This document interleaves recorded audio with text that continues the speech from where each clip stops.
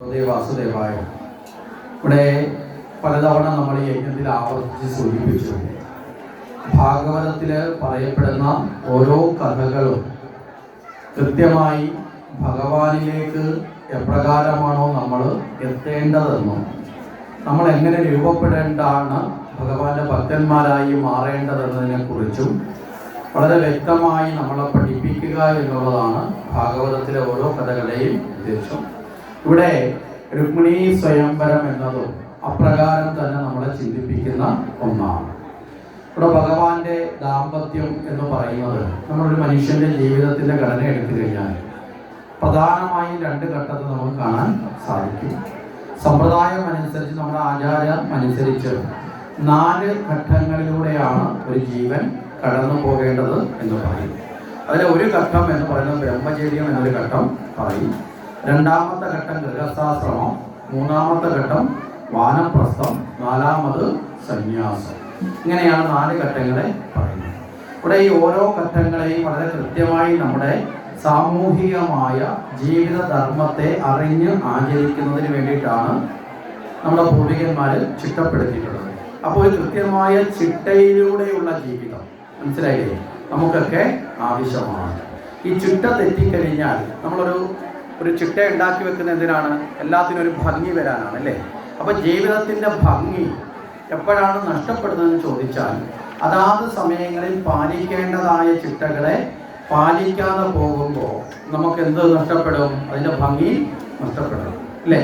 ഓരോ സമയത്തും ഓരോന്നും പാലിക്കേണ്ടതിൻ്റെ ആ ഒരു ക്രമമില്ലേ? ഇപ്പം രാവിലെ 10 മണിക്ക് നേരം വെളുക്കുമ്പോൾ കുടിക്കേണ്ട കട്ടൻ കാപ്പി, ബെഡ് കോപ്പി കൊണ്ടുവന്ന് കൊടുത്തത്, രാവിലെ കഴിക്കേണ്ട ടിഫിൻ ഉച്ചയ്ക്ക് കൊണ്ടുവന്ന് വിളമ്പി, ഉച്ചയ്ക്ക് കഴിക്കേണ്ട ആഹാരം സന്ധ്യയ്ക്ക് കൊടുത്താൽ ഇത് ശരിയാവും. അപ്പം എല്ലാ കാര്യത്തിനും ഒരു ചിട്ടയുണ്ട്, അല്ലേ? വസ്ത്രധാരണത്തിലാണെങ്കിലും ജീവിതത്തിലാണ്.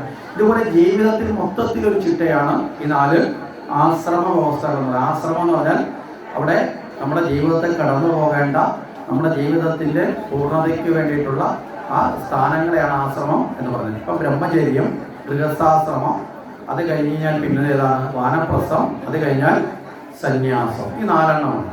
നമ്മൾ കേവലം ഈ 4 എണ്ണം നമുക്കൊന്ന് ചിന്തിക്കേണ്ടത് ആവശ്യമായതുകൊണ്ട് നമുക്കതൊന്ന് ചിന്തിച്ചുകൊണ്ട് മുന്നോട്ട് പോകാം. ഇവിടെ ബ്രഹ്മചര്യം എന്ന് പറഞ്ഞാൽ എന്താ? ഇവിടെ ബ്രഹ്മചര്യം എന്ന് പറയുന്നത് ശ്രേഷ്ഠമായി ജീവിതത്തിന് ആവശ്യമായ അറിവിനെ നേടുന്ന ഘട്ടമാണ് ബ്രഹ്മചര്യം. ഇവിടെ നമ്മൾ പലപ്പോഴും ഈ ദുർവ്യാഖ്യാനം ചെയ്യുന്നതിൽ പെടുന്ന ഒരു പദവി ബ്രഹ്മചര്യം എന്ന് പറയുന്നത്. നാട്ടിലെ നമ്മുടെ ധാരണയിൽ ബ്രഹ്മചര്യം എന്ന് പറഞ്ഞാൽ കല്യാണം കഴിക്കാത്തവരെയാണ്, അല്ലേ, ബ്രഹ്മചര്യം എന്ന് പറഞ്ഞിട്ട് പറയും. ചില ആൾക്കാർ പറയും അവർ ബ്രഹ്മചര്യാണ്, 50 വയസ്സായി 40 വയസ്സായി ഇപ്പോഴും ബ്രഹ്മചാരിയായിട്ട് നടക്കുക എന്നൊക്കെ പറയും. പക്ഷെ നമ്മൾ ആ വാക്ക് ഉപയോഗിക്കുമ്പോൾ നമ്മൾ കൃത്യമായിട്ട് മനസ്സിലാക്കിയിട്ടാണോ ഉപയോഗിക്കുന്നത്? നമ്മൾ ആകെ കാണുന്ന ഒരു മാനദണ്ഡം എന്താ? കല്യാണം കഴിച്ചിട്ടില്ല എന്നുള്ളത് മാത്രമാണ്. ശരിയല്ലേ? അങ്ങനെ പറയാറുണ്ട്. പക്ഷേ ഈ ബ്രഹ്മചാരിയാണെന്ന് നമ്മൾ പറയുന്നത് കല്യാണം കഴിച്ചിട്ടില്ലെന്നേ ഉള്ളൂ. നോക്കുന്ന സമയത്ത് കടത്തിണ്ണയിൽ പോയി ഇരിക്കലും മുച്ചിട്ട് കളി, മനസ്സിലായില്ലേ? വൈകുന്നേരമായി അടിച്ചു പിറ്റായി കടത്തിണ്ണയിലോ വീട്ടിലോ വൈകത്തിലോ കിടന്നുറങ്ങിലൊക്കെയാണ് ബ്രഹ്മചാരിയുടെ ഇപ്പോഴത്തെ പണി, അല്ലേ? അങ്ങനെയുള്ളതാണെങ്കിൽ നമ്മൾ എന്ത് പറയും? ബ്രഹ്മചാരി എന്ന് പറയും. അത് ശരിയാണോ? അല്ല. ഇവിടെ ബ്രഹ്മചാരി എന്ന് പറഞ്ഞാൽ ബ്രഹ്മം എന്ന് വെച്ചാൽ ഈശ്വരൻ, മനസ്സിലായില്ലേ? ആ ഈശ്വരോന്മുഖമായ ജ്ഞാനത്തെ നേടേണ്ട ഒരു പ്രായമുണ്ട്. നമ്മുടെ വീട്ടിലെ കുട്ടികളെയൊക്കെ നമ്മൾ പഠിപ്പിക്കുന്ന ഏത് പ്രായത്തിലാണ്? വളർന്നിട്ട് ശേഷമാണോ? കുട്ടിക്കാലത്തെയാണ്. എന്താ? ജീവിതത്തിലുടനീളം ജീവിക്കാൻ ആവശ്യമായ അറിവിനെ ജീവിച്ച് തുടങ്ങുമ്പോൾ തന്നെ നേടിയെടുക്കണം, മനസ്സിലായില്ലേ? എങ്ങനെ അവർക്ക് ആ അറിവിൽ നിന്നുകൊണ്ട് ജീവിതത്തെ മുന്നോട്ട് കൊണ്ടുപോകാൻ സാധിക്കുകയുള്ളൂ. അതിനു വേണ്ടിയിട്ടാണ് അറിവിനെ പകരുന്നത്.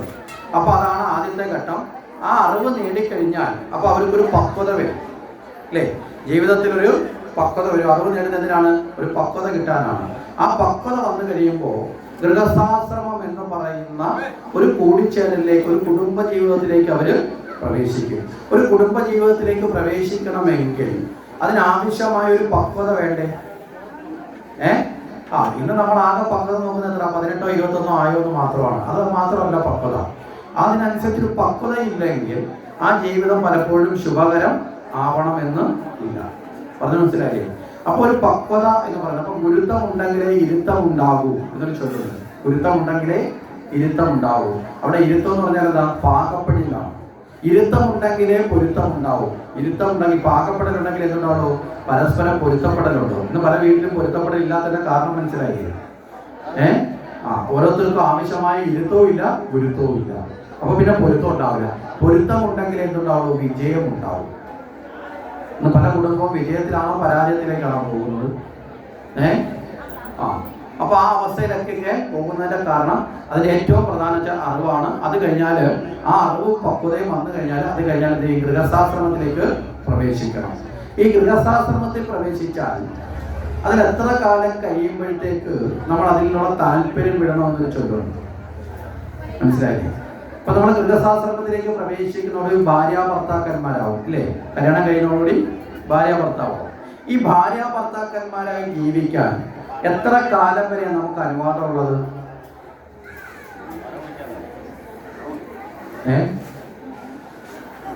നമ്മളൊക്കെ കല്യാണം കഴിച്ചപ്പോൾ ഇത് പറഞ്ഞു തന്നായിരുന്നോ? തന്നോ? തന്നില്ല. ഇനി ഭഗവാന്റെ കല്യാണത്തിന്റെ പേരിലെങ്കിൽ ഇതൊക്കെയാണ് മനസ്സിലാക്കുക, പഠിക്കുക. എത്ര കാലം വരെയാ ഭാര്യ ഭർത്താവായി ജീവിക്കാൻ നമുക്ക് അവകാശമുള്ള? എത്ര കാലം വരെയാ?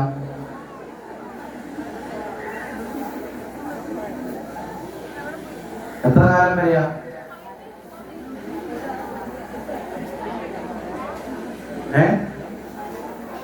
മരണം വരെയാണോ ഡൈവോഴ്സ് വരെയാണോ? രണ്ടു പേരുടെ ഡൈവോഴ്സാണ്. മരണം വരെ നോക്കുമ്പോൾ അതിലൊരാൾ ഇല്ലാണ്ടായവ ഡൈവോഴ്സ്, മറ്റേത് രണ്ടുപേരും ഭൂമിക്ക് മേളിൽ തന്നെയുണ്ട്, ഞങ്ങൾക്ക് ഒന്നിച്ചു പോകാൻ താല്പര്യമില്ല എന്നുള്ളതൊന്നുമുള്ള അല്ലേ? വ്യത്യാസമേ ഉള്ളൂ. മരണം എന്ന് പറയുമ്പോൾ ഒരാൾ പോയി, അതുകൊണ്ട് ഒരാളെ ഉള്ളൂ, അതുകൊണ്ട് അവിടം വരെയാന്ന് പറയാം. ഡൈവോഴ്സ് ഞാൻ പോയിട്ടില്ല, ഇവിടെ തന്നെ ഉണ്ട്, പക്ഷെ വേണ്ട, ഇത്രയേ ഉള്ളൂ, വ്യത്യാസമേ ഉള്ളൂ. അവിടം വരെ ഒന്നും നമുക്ക് ഭാര്യ ഭർത്താക്കന്മാരായി ജീവിക്കാൻ അവകാശമില്ല. രണ്ടർത്ഥത്തിന്റെ ഉദ്ദേശശുദ്ധിയിൽ എടുക്കാവേ. ഇവിടെ വിവാഹം കഴിഞ്ഞ് ആദ്യത്തെ കുഞ്ഞ് ജനിക്കുന്നത് വരെയേ ഉള്ളൂ ഭാര്യ ഭർത്താക്കന്മാരായി ജീവിക്കാൻ യഥാർത്ഥത്തിൽ അവകാശമുള്ളത്. അത് കഴിഞ്ഞാൽ നമ്മൾ ഒരു ഡിഗ്രിയിലേക്ക് കൂടെ കയറുക. എന്താ? മാതാപിതാക്കൾ എന്ന സ്ഥാനത്തേക്ക് ഉയരുക. മനസ്സിലായില്ലേ? അപ്പൊ ചോദിക്കുക, അത് കഴിഞ്ഞാൽ രണ്ടാമത്തെ മൂന്നാമത്തെ നാലാമത്തെ കുഞ്ഞു വേണ്ടേ? അതൊക്കെ ആവാം, അതൊക്കെ അതിന്റെ ജീവിതത്തിന്റെ പാർട്ടാണ്. അതൊന്നും അല്ല ഇവിടെ ചർച്ച ചെയ്തത്. ഇവർ കുറെ കൂടി ജീവിതത്തിൽ എന്ത് ചെയ്യണം? കുറെ കൂടി ഒരു ഉന്നതമായ മനോനിലവാരത്തിലേക്ക് ഉയരണം. വേണോ വേണ്ടയോ? ഇന്ന് പല വീടുകളിലെ അമ്മയും അച്ഛനും ആ നിലയിൽ ഉയരുന്നുണ്ടോ? ഒരു മാതാപിതാവ് എന്ന് പറയുന്ന സ്ഥാനം ഒരു ഈശ്വരീയമായ ഒരു വലിയ ദൗത്യമാണ്. തന്റെ തലമുറ തന്നെ കണ്ടു പഠിക്കാനുള്ള ഒരു മാതൃകയായി അച്ഛനും അമ്മയും മാറണം. നമ്മൾ പലപ്പോഴും പറയും നല്ല കുഞ്ഞുങ്ങളില്ല ഇന്നത്തെ കാലത്ത് പറയും. നല്ല കുഞ്ഞുങ്ങളില്ലാത്തതല്ല, നല്ല അച്ഛനും അമ്മയും ഇല്ലാത്തതാണ് ഇന്നത്തെ കാലത്ത് ദോഷം. മനസ്സിലായില്ലേ? നല്ല മാതാപിതാക്കൾ മാതൃകയാകുമ്പോഴാണ് കുഞ്ഞുങ്ങൾ എന്താവുന്നത്? മാതൃകയായി മാറുന്നത്.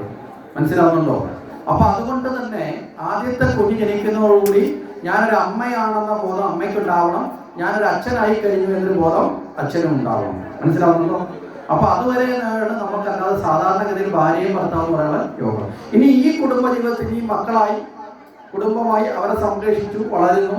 ഈ വളർച്ചയിൽ എവിടം വരെയാണ് നമുക്ക് ആ കുടുംബ ജീവിതത്തിൽ അച്ഛനും അമ്മയും എന്ന സ്ഥാനത്ത് നിന്നുകൊണ്ടെല്ലാം നിയന്ത്രിക്കാനുള്ള അവകാശമുള്ളത്? എവിടം വരെയാ?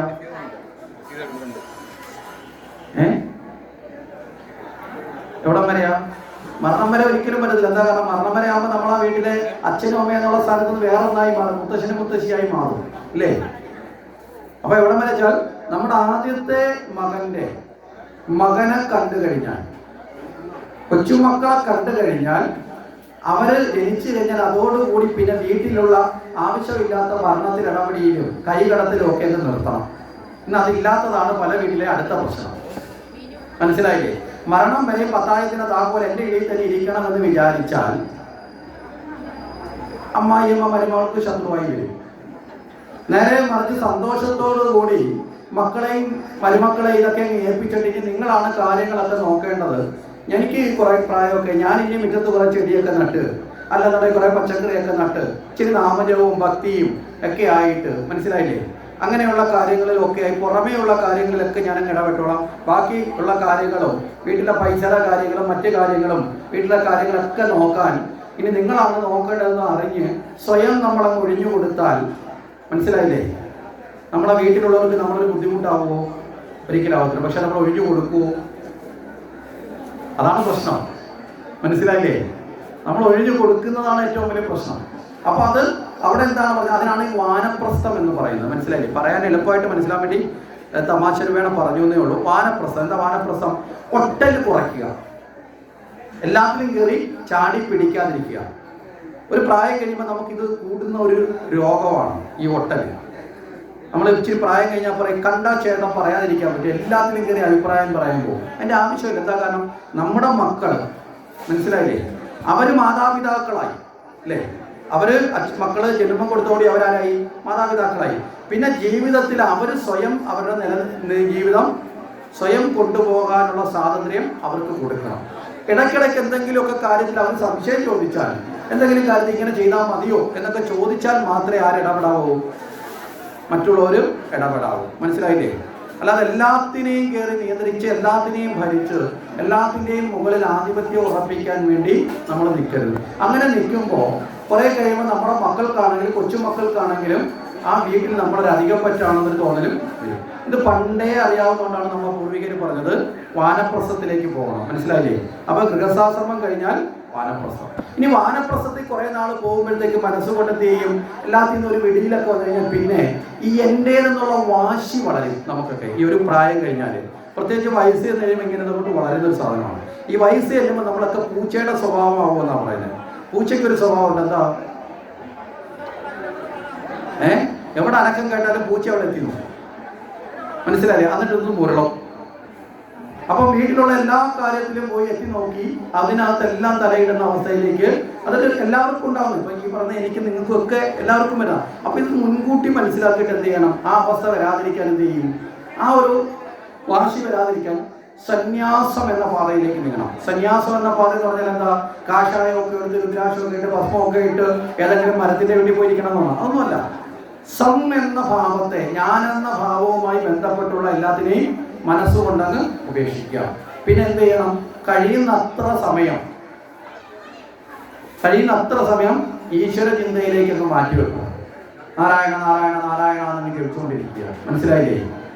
കൊച്ചുമക്കൾ വന്നിട്ട് അമ്മൂമ്മ അതിനെടുത്തോണ്ടോ നാരായണ നാരായണ, മരങ്ങോട് വന്നിട്ട് ഈ മലക്രിയ തരി നാരായണ നാരായണ നാരായണ, ആ വെള്ളം ഒന്ന് കോരി ചെയ്താളെ നാരായണ നാരായണ നാരായണ. മനസ്സിലല്ലേ? എന്ത് ചോദിച്ചാലും നാരായണ നാരായണ നാരായണ. അവസാനം അവർ ശല്യപ്പെടുത്താൻ പറ്റില്ല. എന്താ കാര്യം? എന്ത് ചോദിച്ചാലും നാരായണ നാരായണ നാരായണ. അപ്പൊ നമ്മുടെ ജീവിതം സുഖമായില്ലേ? അവരുടെ ജീവിതത്തിൽ ബുദ്ധിമുട്ടുണ്ടോ? നമ്മുടെ ജീവിതത്തിൽ അവരെ കൊണ്ടും ബുദ്ധിമുട്ടില്ല. മനസ്സിലായില്ലേ? നമ്മള് അവരുടെ ജീവിതത്തിലും ബുദ്ധിമുട്ടാവത്തില്ല. കാരണം എന്താ? അതിന്റെ കൂടെ ആ ഗൃഹത്തിന് തന്നെ ഐശ്വര്യം ഉണ്ടാവും. അവസാനം നമുക്ക് ആ നാമജപത്തിലൂടെ ഭഗവാന്റെ സ്മരണയോടെ ചിന്തിച്ച് എന്താണോ ലഭിക്കുന്നത് അതൊക്കെ കഴിച്ച് സന്തോഷത്തോടു കൂടി അവർക്കും വീട്ടിലുള്ള എല്ലാവർക്കും മംഗളം ഉണ്ടാകട്ടെ എന്ന് പ്രാർത്ഥിച്ച് അല്ലേ നമുക്ക് പതുക്കെ ആത്മശാന്തിയോടുകൂടി ഭഗവാനെ സ്മരിച്ച് ഈ ശരീരത്തെ ഉപേക്ഷിക്കാം. അപ്പൊ ഇതിനോടുള്ള ഈ ഒട്ടലുകൾ വിട്ടാൽ പിന്നെ പോകുമ്പോൾ മടിയുണ്ടോ പോകാൻ? ഇല്ലെങ്കിൽ നമ്മൾ എന്ത് ചെയ്യും? 96 കഴിഞ്ഞ് നടുവ് പൊക്കി എഴുന്നേക്കാൻ വയ്യെങ്കിലും കട്ടിലിന്റെ മൂലയ്ക്ക് പിടിക്കും കൊണ്ടുപോകാതിരിക്കാൻ വേണ്ടി. തലയണ വലിച്ച് കീറും, കണ്ണിട്ട് മെലിക്കും, അലറി കിടന്ന് കരയും. മനസ്സിലായി? ചിലരൊക്കെ മരിക്കുന്നുണ്ടില്ലേ? എന്താ കാരണം? വിട്ടുപോകാൻ സാധിക്കാത്ത അവസ്ഥ വരും. അപ്പം മനസ്സുകൊണ്ട് തന്നെ തയ്യാറെടുക്കണം. കാരണം എന്താ? എന്നായാലും നമ്മൾ വിട്ടുപോകണം. അപ്പൊ ഈ 4 ആശ്രമ അവസ്ഥകളിലൂടെ കിടക്കണം. അപ്പൊ ഇവിടെ പറഞ്ഞു ബ്രഹ്മചര്യം കഴിഞ്ഞു. രണ്ടാമത്തെ ആശ്രമ അവസ്ഥയാണ് ഗൃഹസ്ഥാശ്രമം. ഭഗവാന്റെ ഗൃഹസ്ഥാശ്രമം വളരെ ആനന്ദകരമാണ്. നമ്മൾ മുമ്പേ പറഞ്ഞു ഈ ഭഗവാന്റെ ഗൃഹസ്ഥാശ്രമത്തെ 3 വീക്ഷണത്തിൽ കാണാം. ഒന്നൊരു വിസ്മയം പോലെ കാണാം. എന്താ? ഭഗവാന്റെ വിവാഹത്തിലെ നമ്മൾ അത്രയും സംഖ്യയിലാണ് അല്ലെ ഭഗവാന്റെ കല്യാണത്തിലെ പെണ്ണുങ്ങളുടെ എണ്ണം പറയുന്ന, സ്ത്രീകളുടെ എണ്ണം പറയുന്നത്. 16,008 പേരെ ഒരാൾ കല്യാണം കഴിക്കുക ഒരു ജീവിതത്തിൽ നടക്കുന്ന കാര്യമാണോ? അല്ല. നമ്മൾ യുക്തിയിലെടുക്കണം ആദ്യമേ. മനസ്സിലായില്ലേ? വിശ്വാസത്തിന്റെ പേരിലാണെങ്കിൽ എല്ലാം കണ്ണടച്ചുകൊണ്ട് പറയും ഈശ്വരനല്ലേ ഈശ്വരനല്ലേ ഈശ്വരനല്ലേ. അപ്പൊ ഇതെല്ലാം ഈശ്വരനല്ലേ എന്ന് ചോദിച്ചാൽ നമുക്ക് ഇതിനൊന്നും പഠിക്കാനില്ല. മനസ്സിലായില്ലേ? ഈശ്വരന് ചെയ്യാൻ പറ്റുന്നത് മാത്രമാണ് ഭാഗവതത്തിലുള്ളതെങ്കിൽ നമുക്കിതൊന്നും ചെയ്യാൻ പറ്റില്ലല്ലോ. അപ്പൊ നമുക്കിതൊന്നും പഠിക്കാനില്ല. പിന്നെയോ ഒരു അത്ഭുതത്തോടു കൂടി ഒരു കഥ കേട്ടോണ്ടിരിക്കാം. അതല്ലല്ലോ നമ്മൾ കരുതുന്നത്. ആണോ? നമുക്ക് പഠിക്കാനാണ്, നമ്മുടെ ജീവിതത്തിൽ പകർത്താനാണ്. ഇനി രണ്ടാമത് നമ്മൾ നോക്കിക്കഴിഞ്ഞാൽ ഇതൊക്കെ നമ്മളെ ചിന്തിപ്പിക്കാൻ പ്രേരിപ്പിക്കുന്നതാണ് അല്ലേ. ഒരാൾ ഇത്രയും വിവാഹം കഴിക്കുമോ, അല്ലെ ഇങ്ങനെയൊക്കെ അവസ്ഥയിലൊക്കെ ജീവിക്കാൻ പറ്റുമോ? ഇവിടെ നമുക്ക് ചിന്തിക്കുമ്പോൾ തന്നെ നമ്മുടെ ഇന്നത്തെ ജീവിതമായിട്ട് വെച്ച് ബന്ധപ്പെട്ട് നോക്കേ. ഒരു ഭാര്യയെ തന്നെ കൊണ്ടു നടക്കാൻ പെടുന്ന പെടാപ്പാടാണ്. മനസ്സിലായില്ലേ? ഒരു ഭാര്യയെ തന്നെ കൊണ്ടു നടക്കാൻ പെടുന്ന പെടാപ്പാടാ. ഒരു ഭാര്യയെ തൃപ്തിപ്പെടുത്താൻ പോലും പറ്റാത്ത കാലത്താണ് നമ്മളിന്ന് ജീവിക്കുന്നത്. അപ്പൊ ഇത്രയും പേരെയും കൂടെ കൊണ്ടു കിടക്കുന്ന ആളിന്റെ സ്വഭാവം എങ്ങനെയായിരിക്കണം? ഇത് ഞാൻ തമാശയ്ക്ക് പറഞ്ഞില്ല, നാരദർക്ക് പോലും വന്ന ചിന്തയില്ല. നാരദര് ഇത് കഴിയുമ്പോൾ ദമ്പതി പരീക്ഷ എന്ന് പറഞ്ഞ് ഭഗവാന്റെ കുടുംബജീവിതത്തിൽ എങ്ങനെയാണെന്ന് അറിയാൻ വേണ്ടിയിട്ട് ഇറങ്ങി ഒരു ഓട്ടോ ഓടുന്നുണ്ട് എല്ലാ വീട്ടിലും കൂടെ. മനസ്സിലല്ലേ? നാരദർക്ക് പോലും തോന്നി. കാരണം എന്താ, നാരദര് കൈലാസത്തിൽ ചെല്ലുമ്പോൾ ശിവനും പാർവതിയും തമ്മിൽ ഇടയ്ക്കിടയ്ക്ക് പിണക്കം കണ്ടിട്ടുണ്ട്. വൈകുണ്ഠത്തിൽ ചെല്ലുമ്പോൾ ലക്ഷ്മിയും വിഷ്ണുവും തമ്മിൽ പിണക്കം കണ്ടിട്ടുണ്ട്. ദേവലോകത്തിൽ ചെല്ലുമ്പോൾ ദേവേന്ദ്രനും ശശിദേവിയും തമ്മിലുള്ള പിണക്കം കണ്ടിട്ടുണ്ട്. നാരദര് പോകുന്നിടത്തൊക്കെ കുടുംബജീവിതത്തിൽ അല്പം കലഹമുണ്ട്. ശരിയല്ലേ? അല്പ കലഹമില്ലാത്ത ഏതെങ്കിലും കുടുംബജീവിതം ഉണ്ടോ? നമ്മളതിനെ ന്യായീകരിക്കാൻ വേണ്ടി ഒരു എന്താ പറഞ്ഞ ഒരു നാടൻ ചൊല്ലും ഉണ്ടാക്കി വെച്ചിട്ടുണ്ട്. എന്താ അതിനെ ന്യായീകരിക്കാൻ വേണ്ടിയിട്ട്? ചട്ടിയും കലമാകുമ്പോൾ തട്ടിയും മുട്ടിയൊക്കെ ഇരിക്കും എന്നൊരു പഴഞ്ചൊല്ലും നമ്മൾ ഉണ്ടാക്കി വെച്ചിട്ടുണ്ട്. കാര്യം ഇതെല്ലായിടത്തും ഉള്ളതാണെന്ന് വരുത്താൻ വേണ്ടി എന്ന് പറഞ്ഞതുകൊണ്ട് എല്ലായിടത്തും ഈ വഴക്ക് വേണമെന്ന് നിർബന്ധമില്ല. മനസ്സിലായില്ലേ? ഇനി തട്ടിയും മുട്ടി ഇരിക്കുന്നുള്ള വക്ക് പൊട്ടിപ്പോകാതൊക്കെ നോക്കണം. പക്ഷെ പിന്നെ നമുക്ക് പൊട്ടിക്കഴിഞ്ഞാൽ പിന്നെ അത് കേടാണ്. അപ്പൊ ഇവിടെ എന്തായാലും നമ്മൾ അത്തരത്തിലുള്ള ചില അവസ്ഥകൾ കണ്ടിട്ടുണ്ട്. അപ്പം നാരദർക്കൊരു സംശയം, എടാ ഈ ഒരാളെയും കൊണ്ട് ജീവിക്കുന്നിടത്തൊക്കെ ഇത്തരം ചെറിയ തട്ടലും മുട്ടലും കേട്ടിട്ടുണ്ട്. പക്ഷെ ഇന്ന് വരെ കൃഷ്ണന്റെ കുടുംബ ജീവിതത്തിൽ നിന്ന് ഒരു തട്ടലും മുട്ടലും ഒരു പരാതി ആര് കേട്ടിട്ടില്ല? നാരദര് കേട്ടിട്ടില്ല. മനസ്സിലായില്ലേ? ബാക്കി എവിടെ പോയാലും ഈ പരാതിയൊക്കെ പറയാൻ നാരദരോടാ. ശിവനെ കാണാൻ ചെന്നാൽ ഒന്നുകിൽ പാർവതി പറയും, ആ ശിവൻ എന്നോട് ഇത്ര സ്നേഹം ഇച്ചിരി കുറവാണേ, ഇപ്പൊ എന്തൊക്കെ പ്രശ്നങ്ങളുണ്ടെന്ന്. ആരോടാണ് പരാതി പറയുന്നത്? നാരദരോടാണ്. ശിവനും തിരിച്ചു പറയുന്നത് നാരദരോടാണ്. അപ്പൊ ഇവിടെ എല്ലാ കുടുംബജീവിതത്തിലെ പ്രശ്നങ്ങളും ചർച്ച ചെയ്യുന്ന നാരദരോടാണ്. നാരദന് ഒരു സൊല്യൂഷൻ കണ്ടെത്തി കൊടുക്കും. അങ്ങനെയൊക്കെയാണ്. നാരദന് വിദഗ്ധനാണ്. കാരണം ഈ ഒത്തുതീർപ്പൊക്കെ നടത്താൻ വിദഗ്ധനാണ് ആര്? നാരദര്. വളരെ കൃത്യമായ കൗൺസിലിംഗ് ഒക്കെ നടത്തുന്ന ആളാണ്. കാരണം ലോകത്തിലെ ഏറ്റവും കൂടുതൽ ലോകപരിചയമുള്ള ആളാരാ?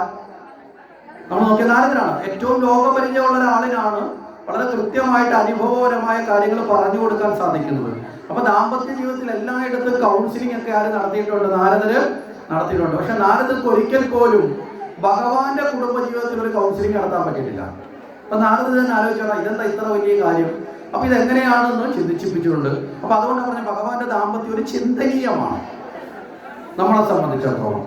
പിന്നെയോ ഭാഗവതത്തെ അറിഞ്ഞ വ്യക്തികളെ സംബന്ധിച്ചിടത്തോളം, ആ നിലയിലേക്ക് മനസ്സിലാക്കുന്നതിനെ സംബന്ധിച്ചോളം അത് ഗഹനമായ ശാസ്ത്രമാണ്. മനസ്സിലായില്ലേ? വളരെ ഗഹനം എന്ന് പറഞ്ഞാൽ വളരെയധികം ശ്രേഷ്ഠമായ ശാസ്ത്രമാണ്. നമ്മുടെ ജീവിതത്തിൽ നമ്മൾ ഉൾക്കൊള്ളേണ്ടതായ തത്വമാണ്. ഈ മൂന്ന് നിലയിൽ നമുക്ക് ഭഗവാന്റെ വിവാഹത്തെ കാണാം. ഈ ഓരോ നിലയും നമുക്കൊന്ന് എടുത്തു നോക്കാം. അപ്പൊ ഇവിടെ മുമ്പേ പറഞ്ഞു, ഒരു അടുത്ത ഘട്ടമാണ് ഗൃഹസ്ഥാശ്രമം. ഭീഷ്മക രാജാവിന്റെ മകളാണ് ആര്? രുക്മിണി എന്ന് പറയുന്നത്. 5 സഹോദരന്മാരുണ്ട്. അതിലൊരു സഹോദരൻ ഇരട്ട പ്രസവിച്ചതാണ്. രുക്മിണിയോടൊപ്പം ജനിച്ചതാണ് ഒരു സഹോദരൻ. ഈ 2 പേര് നമ്മളെ പ്രധാന കഥാപാത്രമാണ്, രുക്മിണിയും സഹോദരനും. രുക്മിണിയുടെ സഹോദരന്റെ പേര് രുക്മി എന്നാണ്. രുക്മിണിയും രുക്മിയും. ഇവിടെ രുക്മിണിയെ സംബന്ധിച്ചിടത്തോളം ഏത് സ്വഭാവമാണോ അതിന് നേർ വിപരീതമാണ് ആരുടെ സ്വഭാവം? രുക്മിയുടെ സ്വഭാവം. നമ്മൾ സാധാരണഗതിയിൽ പറയും, ഇരട്ട പ്രസവിച്ചവർ തമ്മിൽ ഒരുപാട് സാമ്യങ്ങൾ ഉണ്ടാവും അല്ലേ? രൂപം കൊണ്ട് സാമ്യം ഉണ്ടാവും, കുറേയൊക്കെ സ്വഭാവം കൊണ്ടും സാമ്യം ഉണ്ടാവും. പക്ഷെ ഈ സാമ്യങ്ങൾക്കൊക്കെ വിപരീതമാണ് ഇവിടെ രുക്മിണിയും രുക്മിയും. ഇവിടെ രുക്മിണിയെ സംബന്ധിച്ചോളം സർവ്വവിദ്യാസമ്പന്നയാണ്, സർവ്വഗുണസമ്പന്നയാണ്. മനസ്സിലായില്ലേ? നല്ല അറിവുണ്ട്, എല്ലാ ഗുണങ്ങളും ഉള്ളവളാണ് ആര്? രുക്മിണി. ആ നിലയിലാണ് രുക്മിണി വളർന്നു വന്നത്. പക്ഷേ രുക്മിയെ സംബന്ധിച്ച് നോക്കിക്കഴിഞ്ഞാൽ സർവ്വവിധമായ ദുർഗുണങ്ങളും ഉണ്ട്. മനസ്സിലായില്ലേ? ദുഷിച്ച കൂട്ടുകെട്ടുകളും ഉണ്ട്. ഇപ്പൊ നമ്മളൊരു കാര്യം മനസ്സിലാക്കേണ്ടത്, ഒരാളിന്റെ സ്വഭാവം മനസ്സിലാക്കണമെങ്കിൽ ആ ആള് സഹകരിക്കുന്ന കൂട്ടുകെട്ടും കൂടി എടുത്തു കഴിഞ്ഞാൽ പെട്ടെന്ന് മനസ്സിലാക്കാം. എന്താ കാര്യം? ചേരേണ്ടടുത്ത് ചേരും. മനസ്സിലായില്ലേ?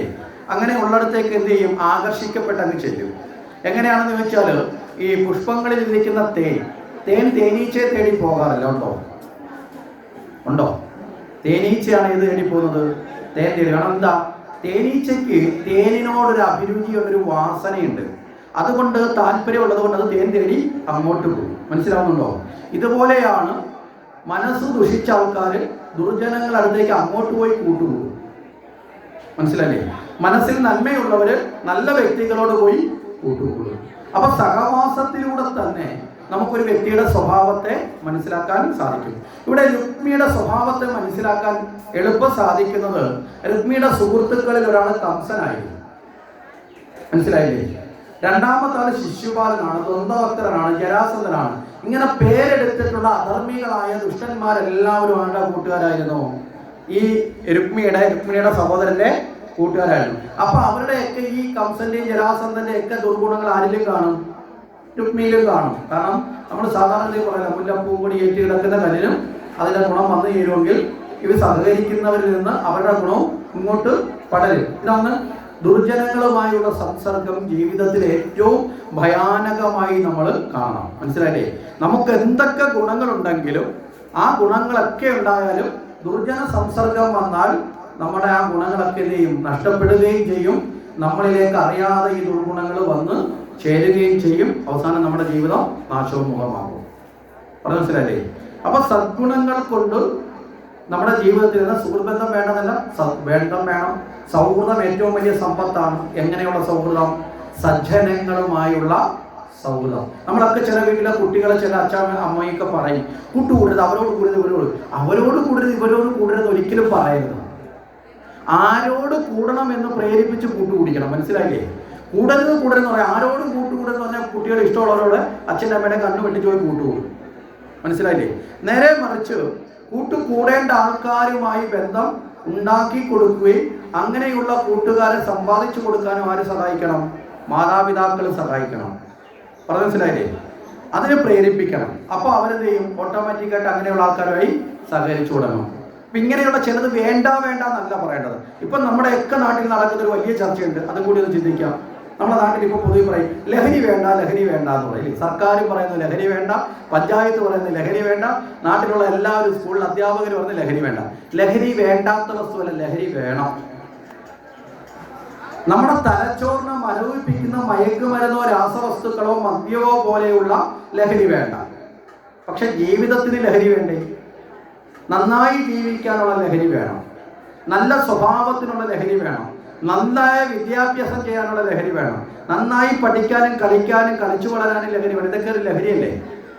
മനസ്സിലാവുന്നുണ്ടോ?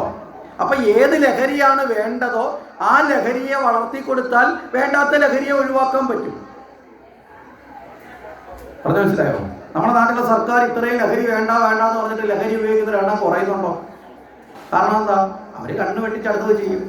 ഈ വേണ്ട എന്ന് പറയുന്നത് തന്നെ ഇപ്പുറത്തൂടെ ഈ സാധനം മുഴുവൻ വിൽക്കാനുള്ള സംവിധാനം ഉണ്ടാക്കി കൊടുക്കുന്നതും അവസരം സൃഷ്ടിച്ചു കൊടുക്കുന്നതും ശരിയല്ലേ? വലുതായാലും ചെറുതായാലും പാമ്പിന് വിഷമുണ്ടെന്ന് പറയുന്ന കണക്ക് MDMA അടിക്കാത്തവൻ മദ്യം അടിച്ചാലും വിഷമുണ്ട്. മദ്യം മുഴുവൻ നാട്ടിൽ കച്ചവടം ചെയ്യാനുള്ള കട തുറന്നു കൊടുക്കുന്ന മുഴുവൻ സർക്കാരാണ്. അന്നേരം പറയുന്നതാ രാജവെമ്പാലയുടെ കടി കൊള്ളണ്ട, മൂർഖന്റെ കടി കൊള്ളാനാണ്. മനസ്സിലായില്ലേ? ഒറ്റയടിക്ക് ചാവുന്നത് വേണ്ട, ചിരിച്ചു കത്തോട്ടെ. ഇതൊക്കെ നമ്മുടെ ജീവിതത്തെ ബാധിക്കുന്നതാണ്. വോട്ട് ചെയ്യുന്ന നമ്മളെ ഒരർത്ഥത്തിൽ പറഞ്ഞ കഴുതകളാക്കൽ പ്രക്രിയ പണ്ട് മുതലേ തുടരുന്നോണ്ട് പൊതുജനം അങ്ങനെയൊക്കെ ഒരു ചെല്ലുണ്ട്, അത് പറയണ്ട വിട്ടാരെ. അപ്പൊ ഇവിടെ നമ്മൾ മനസ്സിലാക്കേണ്ടത് ജീവിതത്തിന് ആവശ്യമായ ലഹരി വേണം, സദ്ഗുണങ്ങളോടുള്ള ലഹരി വേണം. ഒരു പാടാൻ കഴിവുള്ള ഒരു കുട്ടിക്ക് പാട്ട് പാടുന്നതിനൊരു ലഹരി വേണ്ടേ? അപ്പൊ ലഹരി എന്താണെന്ന് നമ്മൾ മനസ്സിലാക്കണം. ഒരു ഭക്തന് ഭഗവാനോടൊരു ലഹരി വേണമല്ലേ? ഭഗവാൻ എന്റേതാണെന്നൊരു ഭക്തിയോടൊരു ലഹരി വേണം.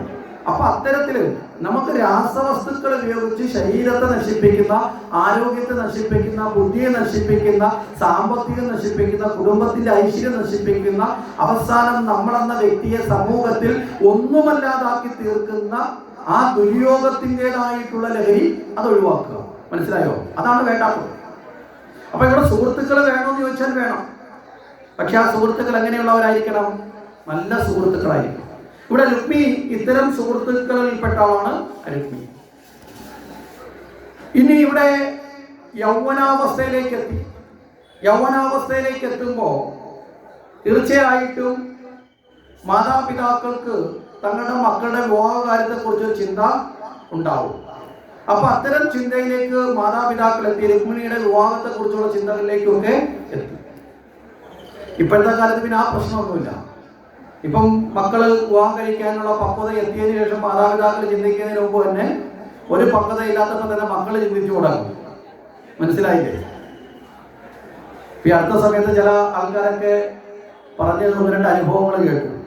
3-ാം ക്ലാസ്സിൽ പഠിക്കുന്ന പയ്യൻ സ്കൂൾ വണ്ടിയിൽ ഇരുന്ന കുട്ടിയെ നോക്കിയിട്ട് അമ്മയോട് പറയാണ്, അവളെൻ്റെ ഗേൾ ഫ്രണ്ടാണ്, ഞാൻ അവളെ കിട്ടുന്നത് കേട്ടോ, അടുത്ത ഞായറാഴ്ച അവൾ വീട്ടിലോട്ട് വരും. അമ്മയോട് പറഞ്ഞു. അമ്മ ചോദിച്ചതാണ്, ഈ കുഞ്ഞിനെ എങ്ങനെയാ പറഞ്ഞ് മാറ്റാൻ പറ്റുന്നത്? കാരണം എന്താ, ഇവർ കാണുന്ന അമ്മയ്ക്കും അച്ഛനും ഇഷ്ടപ്പെട്ട സീരിയൽ കണ്ടുകൊണ്ടിരിക്കുമ്പോൾ ഈ സീരിയൽ ആസ്വദിച്ചുകൊണ്ടിരിക്കുന്ന നമ്മളടുത്ത് നമ്മളത്ര പക്വതയില്ലാതെ ഇതൊരു കഥയാണെന്ന് ചിന്തിക്കാനുള്ള പാകതയില്ലാതെ ഇരിക്കുന്ന കുഞ്ഞുങ്ങളുണ്ടെന്നുള്ള ബോധം നമുക്കുണ്ടോ? ഉണ്ടോ?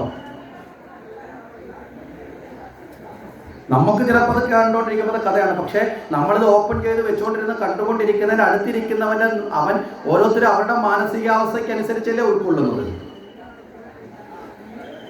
അപ്പൊ അത് നമ്മുടെ അടുത്തിരിക്കുന്ന കുഞ്ഞ് ഏത് തരത്തിലാണ് നമ്മുടെ സംസാരവും നമ്മുടെ പെരുമാറ്റവും ഇത്തരമുള്ള മാധ്യമങ്ങൾ ആ കുഞ്ഞുങ്ങളെ സ്വാധീനിക്കുന്നതെന്നുള്ള ബോധമുണ്ടോ?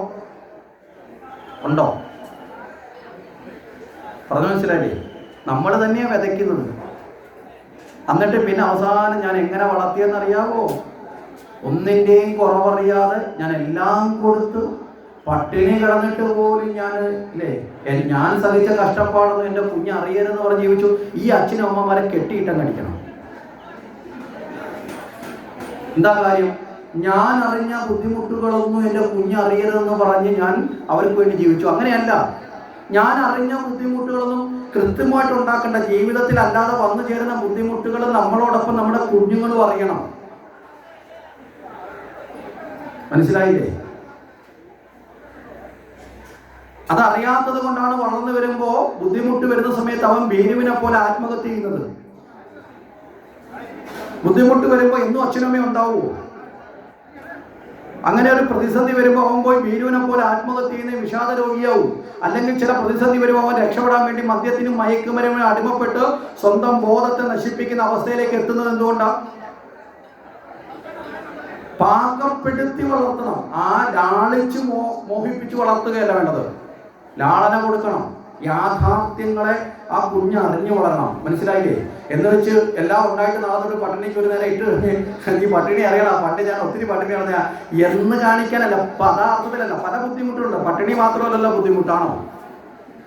വേറെ പല തരത്തിലുള്ള ബുദ്ധിമുട്ടുണ്ട്. അപ്പൊ അതിൻ്റെയൊക്കെ ബുദ്ധിമുട്ടും അതിൻ്റെയൊക്കെ തലങ്ങളും നമ്മുടെ കുട്ടികൾ അറിയണം. അപ്പൊ നമ്മുടെ ജീവിതത്തിൽ ചിത്രീകരിക്കുന്ന ചില ശൈലികളുണ്ട്. ഇപ്പൊ ഈ അടുത്ത കാലത്ത് ഉണ്ടായ ഒരു അനുഭവം എന്ന് പറയപ്പെടുന്നത്, നമ്മുടെ ഒരു വീട്ടിലൊരു ചെറിയ കുടുംബതർക്കം നടന്നു. ആ കുടുംബതർക്കം നടന്ന സമയത്ത് നാട്ടിലുള്ള സമയമായതുകൊണ്ട് ആ വീട്ടിലെ ചേട്ടൻ വിളിച്ചിട്ട് പറഞ്ഞു, ഒന്ന് വീട്ടിലേക്ക് അത്യാവശ്യം വരണമെന്ന് പറഞ്ഞു. ഞാൻ ചോദിച്ചു എന്താ കാര്യം? അപ്പോൾ പറഞ്ഞു, ഇങ്ങനെ വീട്ടിലൊരു ചെറിയ വഴക്ക്, എനിക്ക് വീട്ടിലോട്ടൊന്ന് കയറണം, ജോലി കഴിഞ്ഞ് വന്നിട്ട് ഞാൻ റോഡിൽ നിൽക്കുക, വീട്ടിൽ കയറാൻ പറ്റുന്നില്ല. എന്താ, ഒരു സൈഡിൽ ഭാര്യയും ഒരു സൈഡിൽ അമ്മയുമാണ്. അമ്മയുടെ ഭാഗം ചേർന്നാൽ ഭാര്യ വഴക്കുണ്ടാക്കും, ഭാര്യയുടെ ഭാഗം ചേർന്നാൽ അമ്മ പ്രശ്നമാണ്. ഇതിൻ്റെ ഇടയ്ക്ക് ഒന്ന് വീട്ടിൽ കയറണം, ജോലി കഴിഞ്ഞ് വന്നിട്ട് വീട്ടിൽ പോയി ചെയ്ത് ഇരിക്കാൻ പറ്റുന്നൊരവസ്ഥയിലാണ്, ഒന്ന് അത്യാവശ്യമായിട്ടൊന്ന് വരണേ എന്ന് പറഞ്ഞു. ശരി, എന്താ കാര്യം എന്നൊക്കെ ചോദിക്കാൻ വേണ്ടി അവിടെ ചെന്നു. അപ്പോൾ പരിചയമുള്ള വീടാണ്. അവിടെ ചെന്ന് കഴിഞ്ഞപ്പോൾ ഉള്ള വിഷയം കേട്ടപ്പോൾ വളരെ രസം തോന്നി. വീട്ടിലെ കുട്ടികൾക്ക് പരീക്ഷാ സമയമാണ്. മനസ്സിലായില്ലേ? കൊച്ചുമക്കൾക്ക് പരീക്ഷാ സമയമാണ്. അപ്പോൾ അതുകൊണ്ട് ആ വീട്ടിലെ ചേച്ചി പറഞ്ഞു, ഇനി ടി വി ഇടണ്ട, കാര്യം കുട്ടികളുടെ ശ്രദ്ധ മാറുന്നുണ്ട്, പഠിക്കട്ടെ എന്ന് പറഞ്ഞ് ടി വി ഇടണ്ട എന്ന് പറഞ്ഞ് അവർ ടി വി ഊരിയിട്ടു. ആ വീട്ടിലെ അമ്മൂമ്മ വാശിയിൽ നിൽക്കുകയാണ്.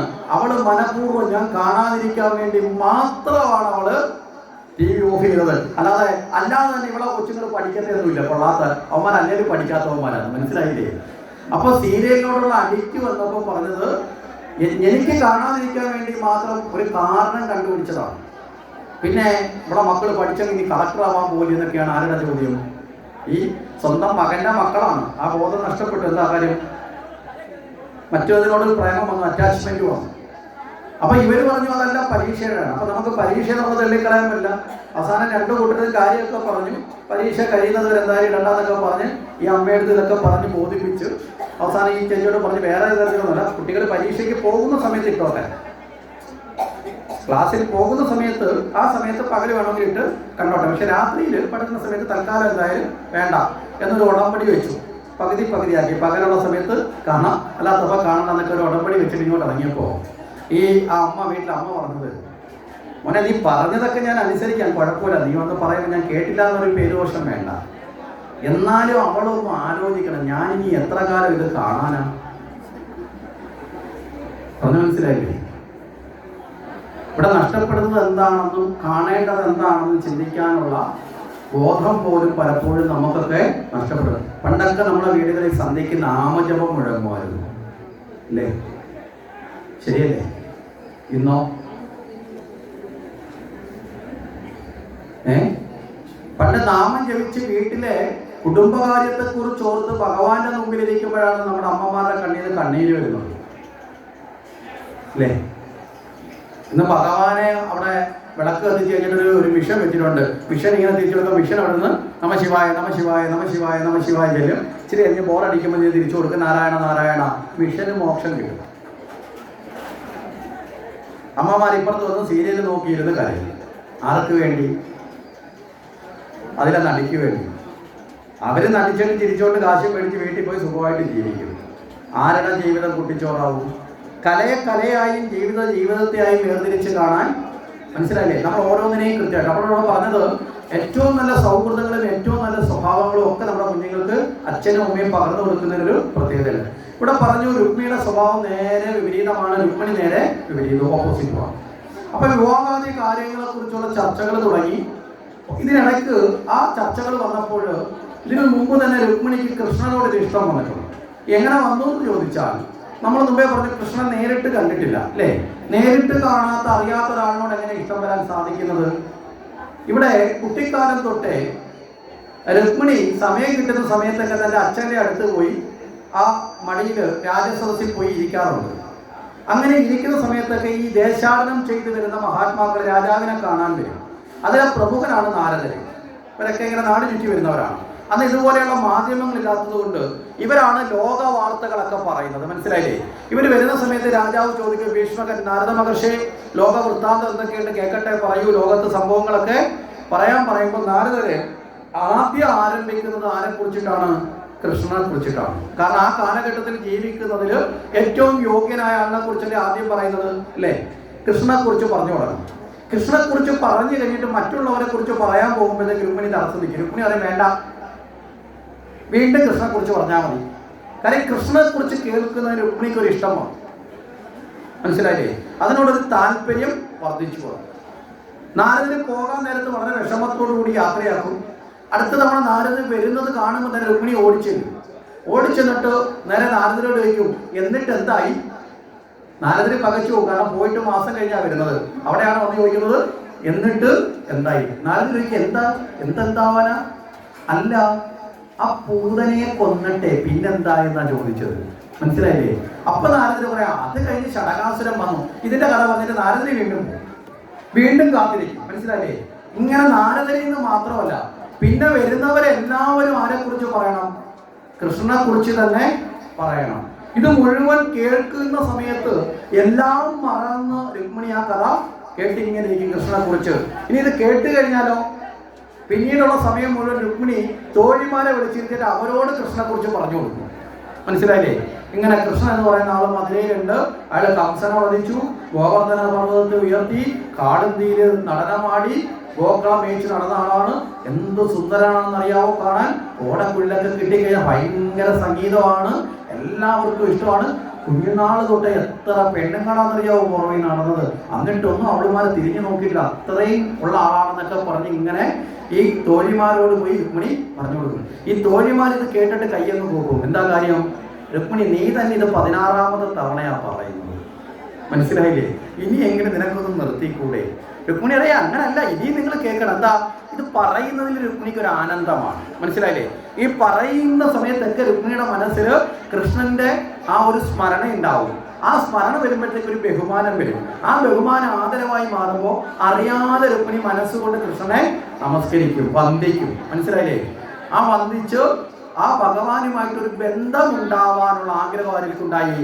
രുക്മിണിക്ക് ഉണ്ടായി. ഇതാണ് രുക്മിണിക്ക് ഭഗവാനോടുള്ള അനുരാഗം. പക്ഷെ ഈ അനുരാഗം തനിക്ക് കൃഷ്ണനോടുണ്ടെന്നും ആ കൃഷ്ണനെയാണ് തനിക്ക് നേടേണ്ടതെന്നും മാതാപിതാക്കളോട് പറയാൻ രുക്മിണിക്ക് ഒരു പേടിയുണ്ട്. എന്താ ഈ പേടിയുടെ കാരണമെന്ന് ചോദിച്ചാൽ, തൻ്റെ സഹോദരനായിട്ടുള്ള രുക്മി ഇതിന് സമ്മതിക്കില്ല എന്ന് രുക്മിണിക്ക് അറിയാം. മനസ്സിലായില്ലേ? ഈ സഹോദരൻ പറയുന്നതിനപ്പുറത്തേക്ക് തീരുമാനമെടുക്കാനുള്ള കഴിവാർക്കില്ല, അച്ഛനും അമ്മയ്ക്കില്ല. എന്താ കാര്യം? മക്കള് നേരാൻ വണ്ണമല്ല വളരുന്നതെങ്കിൽ മക്കളെ ആര് ഭയക്കേണ്ടി വരും? ആര് ഭയക്കേണ്ടി വരും? അച്ഛനും അമ്മയും ഭയക്കേണ്ടി വരും. ഇപ്പൊ നമ്മൾ അവരെ ഭയപ്പെടുത്തിയേക്ക് കമ്പൊക്കെ ഒരു കണ്ണൊക്കെ ഉരുട്ടി കയ്യൊക്കെ പേടിപ്പിച്ച് വടിയൊക്കെ എടുത്ത് ഇപ്പൊ ഭയപ്പെടുത്തിയ, പക്ഷെ നാളെ തിരിച്ച് അവർ നമ്മളെ ഭയപ്പെടുത്തുന്ന അവസ്ഥയിലേക്ക് എത്തിക്കരുത്. മനസ്സിലായില്ലേ?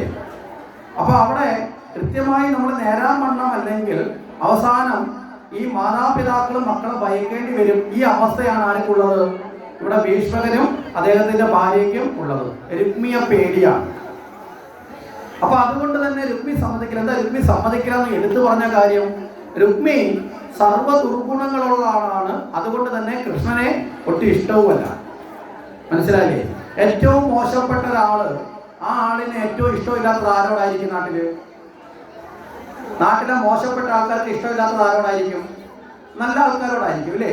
അതുകൊണ്ട് തന്നെ രുക്മിക്ക് തൻ്റെ ദുർഗുണങ്ങളുള്ളത് കൊണ്ട് രുക്മിക്ക് ആരെ ഇഷ്ടമല്ല? ഭഗവാനെ ഇഷ്ടമല്ല. ഇനി അതിന് മറ്റു ചില കാരണങ്ങളും കൂടി ബലമായിട്ടുണ്ട്. എന്താ? കംസൻ തൻ്റെ സുഹൃത്തായിരുന്നല്ലോ. കംസനെ വധിച്ചത് ആരാണ്? കൃഷ്ണനാണ്. അപ്പൊ തന്റെ കൂട്ടുകാരനെ കൊന്നാണ് ഇഷ്ടപ്പെടുവോ? അത് ഇഷ്ടപ്പെടത്തില്ല. ഇനി മറ്റൊരു കൂട്ടുകാരാണ് ജരാസന്ധൻ. ജരാസന്ധനെ രണ്ടും മക്കളെ വിധവയാക്കിയത് കൃഷ്ണനാണ്. മനസ്സിലായില്ലേ? ആ ജരാസന്ധന്റെ മക്കളായിരുന്നു കംസന്റെ ഭാര്യമാര്. അപ്പൊ കംസനെ വധിച്ചപ്പോ അവര് വിധവയായി. അപ്പം ഒരു കൂട്ടുകാരന്റെ പെൺമക്കളെ അനാഥരാക്കിയ ആളാണ് കൃഷ്ണൻ. അതുകൊണ്ട് ഇഷ്ടമല്ല. ഇനി മറ്റൊരു കൂട്ടുകാരനാണ് ശിശുപാലൻ. ശിശുപാലൻ ജനിച്ചപ്പോൾ ഒരു വികൃത രൂപത്തിൽ ജനിച്ചു. ആ രൂപം ആരുടെയെങ്കിലും മടിയിൽ കിടക്കുമ്പോൾ മാറുമെന്ന് പറഞ്ഞു. ആ മാറ്റപ്പെടുന്ന ആരുടെ മടിയിൽ വെച്ചാണോ അയാളുടെ കൈകൊണ്ട് തന്നെ വധിക്കപ്പെടുമെന്നൊരു അശരീരി ഉണ്ടായി. കൃഷ്ണന്റെ മടിയിൽ വന്നപ്പോഴാണ് ശിശുപാലന്റെ രൂപം മാറിയത്. ആ ശിശുപാലൻ കൃഷ്ണന്റെ കൈകൊണ്ട് മരിക്കൂ എന്നുള്ളത് വെളിവായി. അതുകൊണ്ട് തന്നെ തന്റെ മറ്റൊരു സുഹൃത്തിനെ കൊല്ലാൻ നടക്കുന്ന കൃഷ്ണനെ എന്തായാലും പിന്നെ ഇഷ്ടപ്പെടത്തില്ലല്ലോ. ഇങ്ങനെ പല കാരണങ്ങൾ കൊണ്ട് രുക്മിക്ക് ആരെ ഇഷ്ടമല്ല? കൃഷ്ണനെ ഇഷ്ടമല്ല. അങ്ങനെ ഒരു വെറുപ്പുണ്ട്. അതുകൊണ്ട് രുക്മി എന്തായാലും കൃഷ്ണനെ തന്റെ സഹോദരിയെ കൊണ്ട് വിവാഹം കഴിപ്പിക്കാൻ ആഗ്രഹിക്കില്ല. ഇനി ഇതിനിടയിൽ മറ്റൊരു കാരണം കൂടി പൊങ്ങി വന്നു. നമ്മൾ ആലോചിച്ച് നോക്കണം. നന്നായി പോകാൻ ആഗ്രഹിക്കുന്നവർക്ക് തടസ്സമായി ഒരുപാട് കാര്യങ്ങൾ ജീവിതത്തിൽ വരില്ലേ? അതുപോലെയാണ് ഇവിടെ പലതും വരുന്നത്. ഇനി ഇവിടെ മറ്റൊരു കാര്യം വന്നു ചേരുന്നത് എന്താ? ആ കാര്യം എന്ന് പറയപ്പെടുന്നത് ഇവിടെ ഈ രുക്മിണിയോട് വേറൊരാൾക്കൊരു ഇഷ്ടമുണ്ട്. മനസ്സിലായില്ലേ? വേറൊരാൾക്ക് രുക്മിണിയോട് ഇഷ്ടമുണ്ട്. രുക്മിണിയെ കല്യാണം കഴിക്കാൻ വേണ്ടി വേറൊരാൾ നടക്കുകയാണ്. ആ ആളിനാകട്ടെ രുക്മിണിയെ തന്നെ കെട്ടണമെന്നുള്ള മോഹം മൂത്ത് അവസാനം വന്ന് സഹോദരനായ രുക്മിയോട് കാര്യം പറഞ്ഞു. നിന്റെ പെങ്ങളെ എനിക്ക് ഇഷ്ടമാണ്, എനിക്ക് കല്യാണം കഴിച്ചു തരണം. ഇത് കേട്ട മാത്രമേ രുക്മിക്ക് സന്തോഷവുമായി. രുക്മി പറഞ്ഞു, തീർച്ചയായിട്ടും എൻ്റെ പെങ്ങളെ നിനക്ക് തന്നെ ഞാൻ കല്യാണം കഴിച്ചു തരാം എന്ന് പറഞ്ഞു. എന്താ കാര്യം? തനിക്ക് ചേരുന്നവനാണ് അവൻ. ആരാണ് ആ കഥാപാത്രം? ശിശുപാലൻ എന്ന് പറയും. മനസ്സിലായില്ലേ? ഈ ശിശുപാലൻ പൂർവ്വജന്മത്തിലെ രാവണനാണ്. അതിന് മുമ്പത്തെ ജന്മത്തിലെ ഹിരണ്യകശിപുവാണ്. നരസിംഹാവതാരത്തിൽ മാറടൻ കീറിക്കുളമെന്ന് വധിക്കുമല്ലോ. അതിന്റെ മൂന്നാമത്തെ ജന്മമാണ് ആര്? ശിശുപാലൻ എന്ന് പറയുന്നത്. ഈ ശിശുപാലന് രുക്മിണിയോടുള്ള ഇഷ്ടം ശിശുപാലൻ നാട്ടിലുള്ള എല്ലാവരോടും പറഞ്ഞിട്ടുണ്ട്. എന്തുകൊണ്ടാണ് നാട്ടിൽ പറയുന്നത്? കാര്യം സ്വന്തം സഹോദരൻ കെട്ടിച്ചേരാന്ന് ഉറപ്പ് കൊടുത്തിട്ടുണ്ട്. പിന്നെ അച്ഛനും അമ്മയുടെയും കാര്യം നോക്കണ്ട. കാര്യം എന്താ? അച്ഛനും അമ്മയ്ക്ക് ഈ സഹോദരനെ പേടിയുമാണ്. അപ്പൊ അതുകൊണ്ട് തനിക്കുള്ളവളാണ് രുക്മിണി എന്ന് എല്ലാവരോടും പറഞ്ഞിട്ടുണ്ട്. അങ്ങനെ മറ്റുള്ളവർ പറഞ്ഞു ഈ അപകടകരമായ വാർത്ത ആര് കേട്ടിട്ടുണ്ട്? രുക്മിണിയുടെ കാതിലും വന്നിട്ടുണ്ട്. അതുകൊണ്ട് തൻ്റെ കൃഷ്ണൻ തനിക്ക് നഷ്ടപ്പെടുമോ എന്നുള്ളത് കൊണ്ട് രുക്മിണി തന്ത്രപൂർവ്വം തൻ്റെ മാതാപിതാക്കളോട് പറഞ്ഞു, എൻ്റെ വിവാഹം എങ്ങനെ നടത്തണം? ഒരു സ്വയംവരമായിട്ട് നടത്തണം. മനസ്സിലായില്ലേ? തൻ്റെ വിവാഹം ഒരു സ്വയംവരം. ഈ സ്വയംവരത്തിൻ്റെ പ്രത്യേകത എന്താണെന്ന് ചോദിച്ചാൽ, ഈ സ്വയംവരത്തിൽ ആ കാലഘട്ടത്തിലെ ഏറ്റവും ശ്രേഷ്ഠരായിട്ടുള്ള എല്ലാ രാജാക്കന്മാരെയും ക്ഷണിക്കും. ആ എല്ലാ രാജാക്കന്മാരും വന്നിരിക്കുന്ന പന്തലിൽ, മനസ്സിലായില്ലേ, അവർക്ക് ഇരിക്കാനുള്ള സംവിധാനങ്ങളൊക്കെ അറേഞ്ച് ചെയ്യും. അവർ 2 വശങ്ങളിലായിട്ടിരിക്കും. ആ സമയത്ത് ഈ വധു വരണ്യമാലയുമായിട്ട് അവിടേക്ക് വരും. അങ്ങനെ ആ വധുവിനിരിക്കാനുള്ള സ്ഥലവും കൊടുക്കും.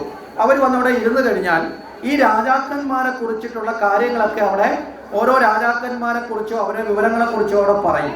ഇപ്പോൾ ഒന്നാമതിരിക്കുന്ന രാജാവ് എന്ന് പറഞ്ഞാൽ ഇന്ന പേരുകാരനാണ്, ഇന്ന രാജ്യത്തെ രാജാവാണ്, അദ്ദേഹത്തിന് ഇന്ന ഗുണമുണ്ട്, അദ്ദേഹത്തിന് ഇത്ര സമ്പത്തുണ്ട്, ഇത്ര സൈന്യമുണ്ട്, അദ്ദേഹത്തിന്റെ രാജ്യത്തിന്റെ വിസ്തൃതി ഇത്രയാണ്. മനസ്സിലായില്ലേ? അതായത് നമ്മൾ യോഗ്യതാ പരീക്ഷ എന്നല്ലേ ബയോഡറ്റ, ഇന്നത്തെ ഭാഷയിൽ പറഞ്ഞാൽ ബയോഡറ്റ പൂർണ്ണമായിട്ട് അവതരിപ്പിക്കും. അങ്ങനെ മുഴുവൻ ആൾക്കാരുടെയും ബയോഡറ്റ കേട്ടതിന് ശേഷം വെറുതെ കാഴ്ച കൊണ്ട് മാത്രമല്ല, അയാളിലെ ഗുണവും അയാളുടെ കഴിവും ഒക്കെ അറിഞ്ഞതിന് ശേഷം ആ ഗുണവും കഴിവുമുള്ള ആളിനെ ആർക്ക് കല്യാണം കഴിക്കാം? പെൺകുട്ടിക്ക് വിവാഹം കഴിക്കാം, തടസ്സമില്ല. ആ പെൺകുട്ടിക്ക് ഇഷ്ടപ്പെട്ട വരനെ പോയി എന്ത് ചെയ്യാം? മാലയിട്ട് സ്വീകരിക്കാം. മനസ്സിലായില്ലേ? ഇപ്പോഴിതുണ്ടായിരുന്നെങ്കിൽ എന്ത് നല്ലതാണെന്ന് ചിന്തിച്ചിട്ട് കാര്യമില്ല. ഇപ്പോൾ എന്തായാലും സമ്പ്രദായമില്ല.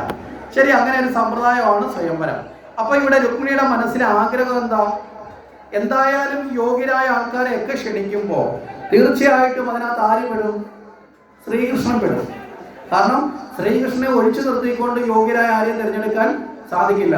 യോഗ്യരായ മുഴുവൻ ആൾക്കാരെ ലിസ്റ്റ് എഴുതിയാൽ അതിൽ ആദ്യത്തെ പേര് ആരുടേതായിരിക്കും? കൃഷ്ണന്റേതാണ്. ഇത് രുക്മിണിക്ക് അറിയാം. കാരണം എന്താ?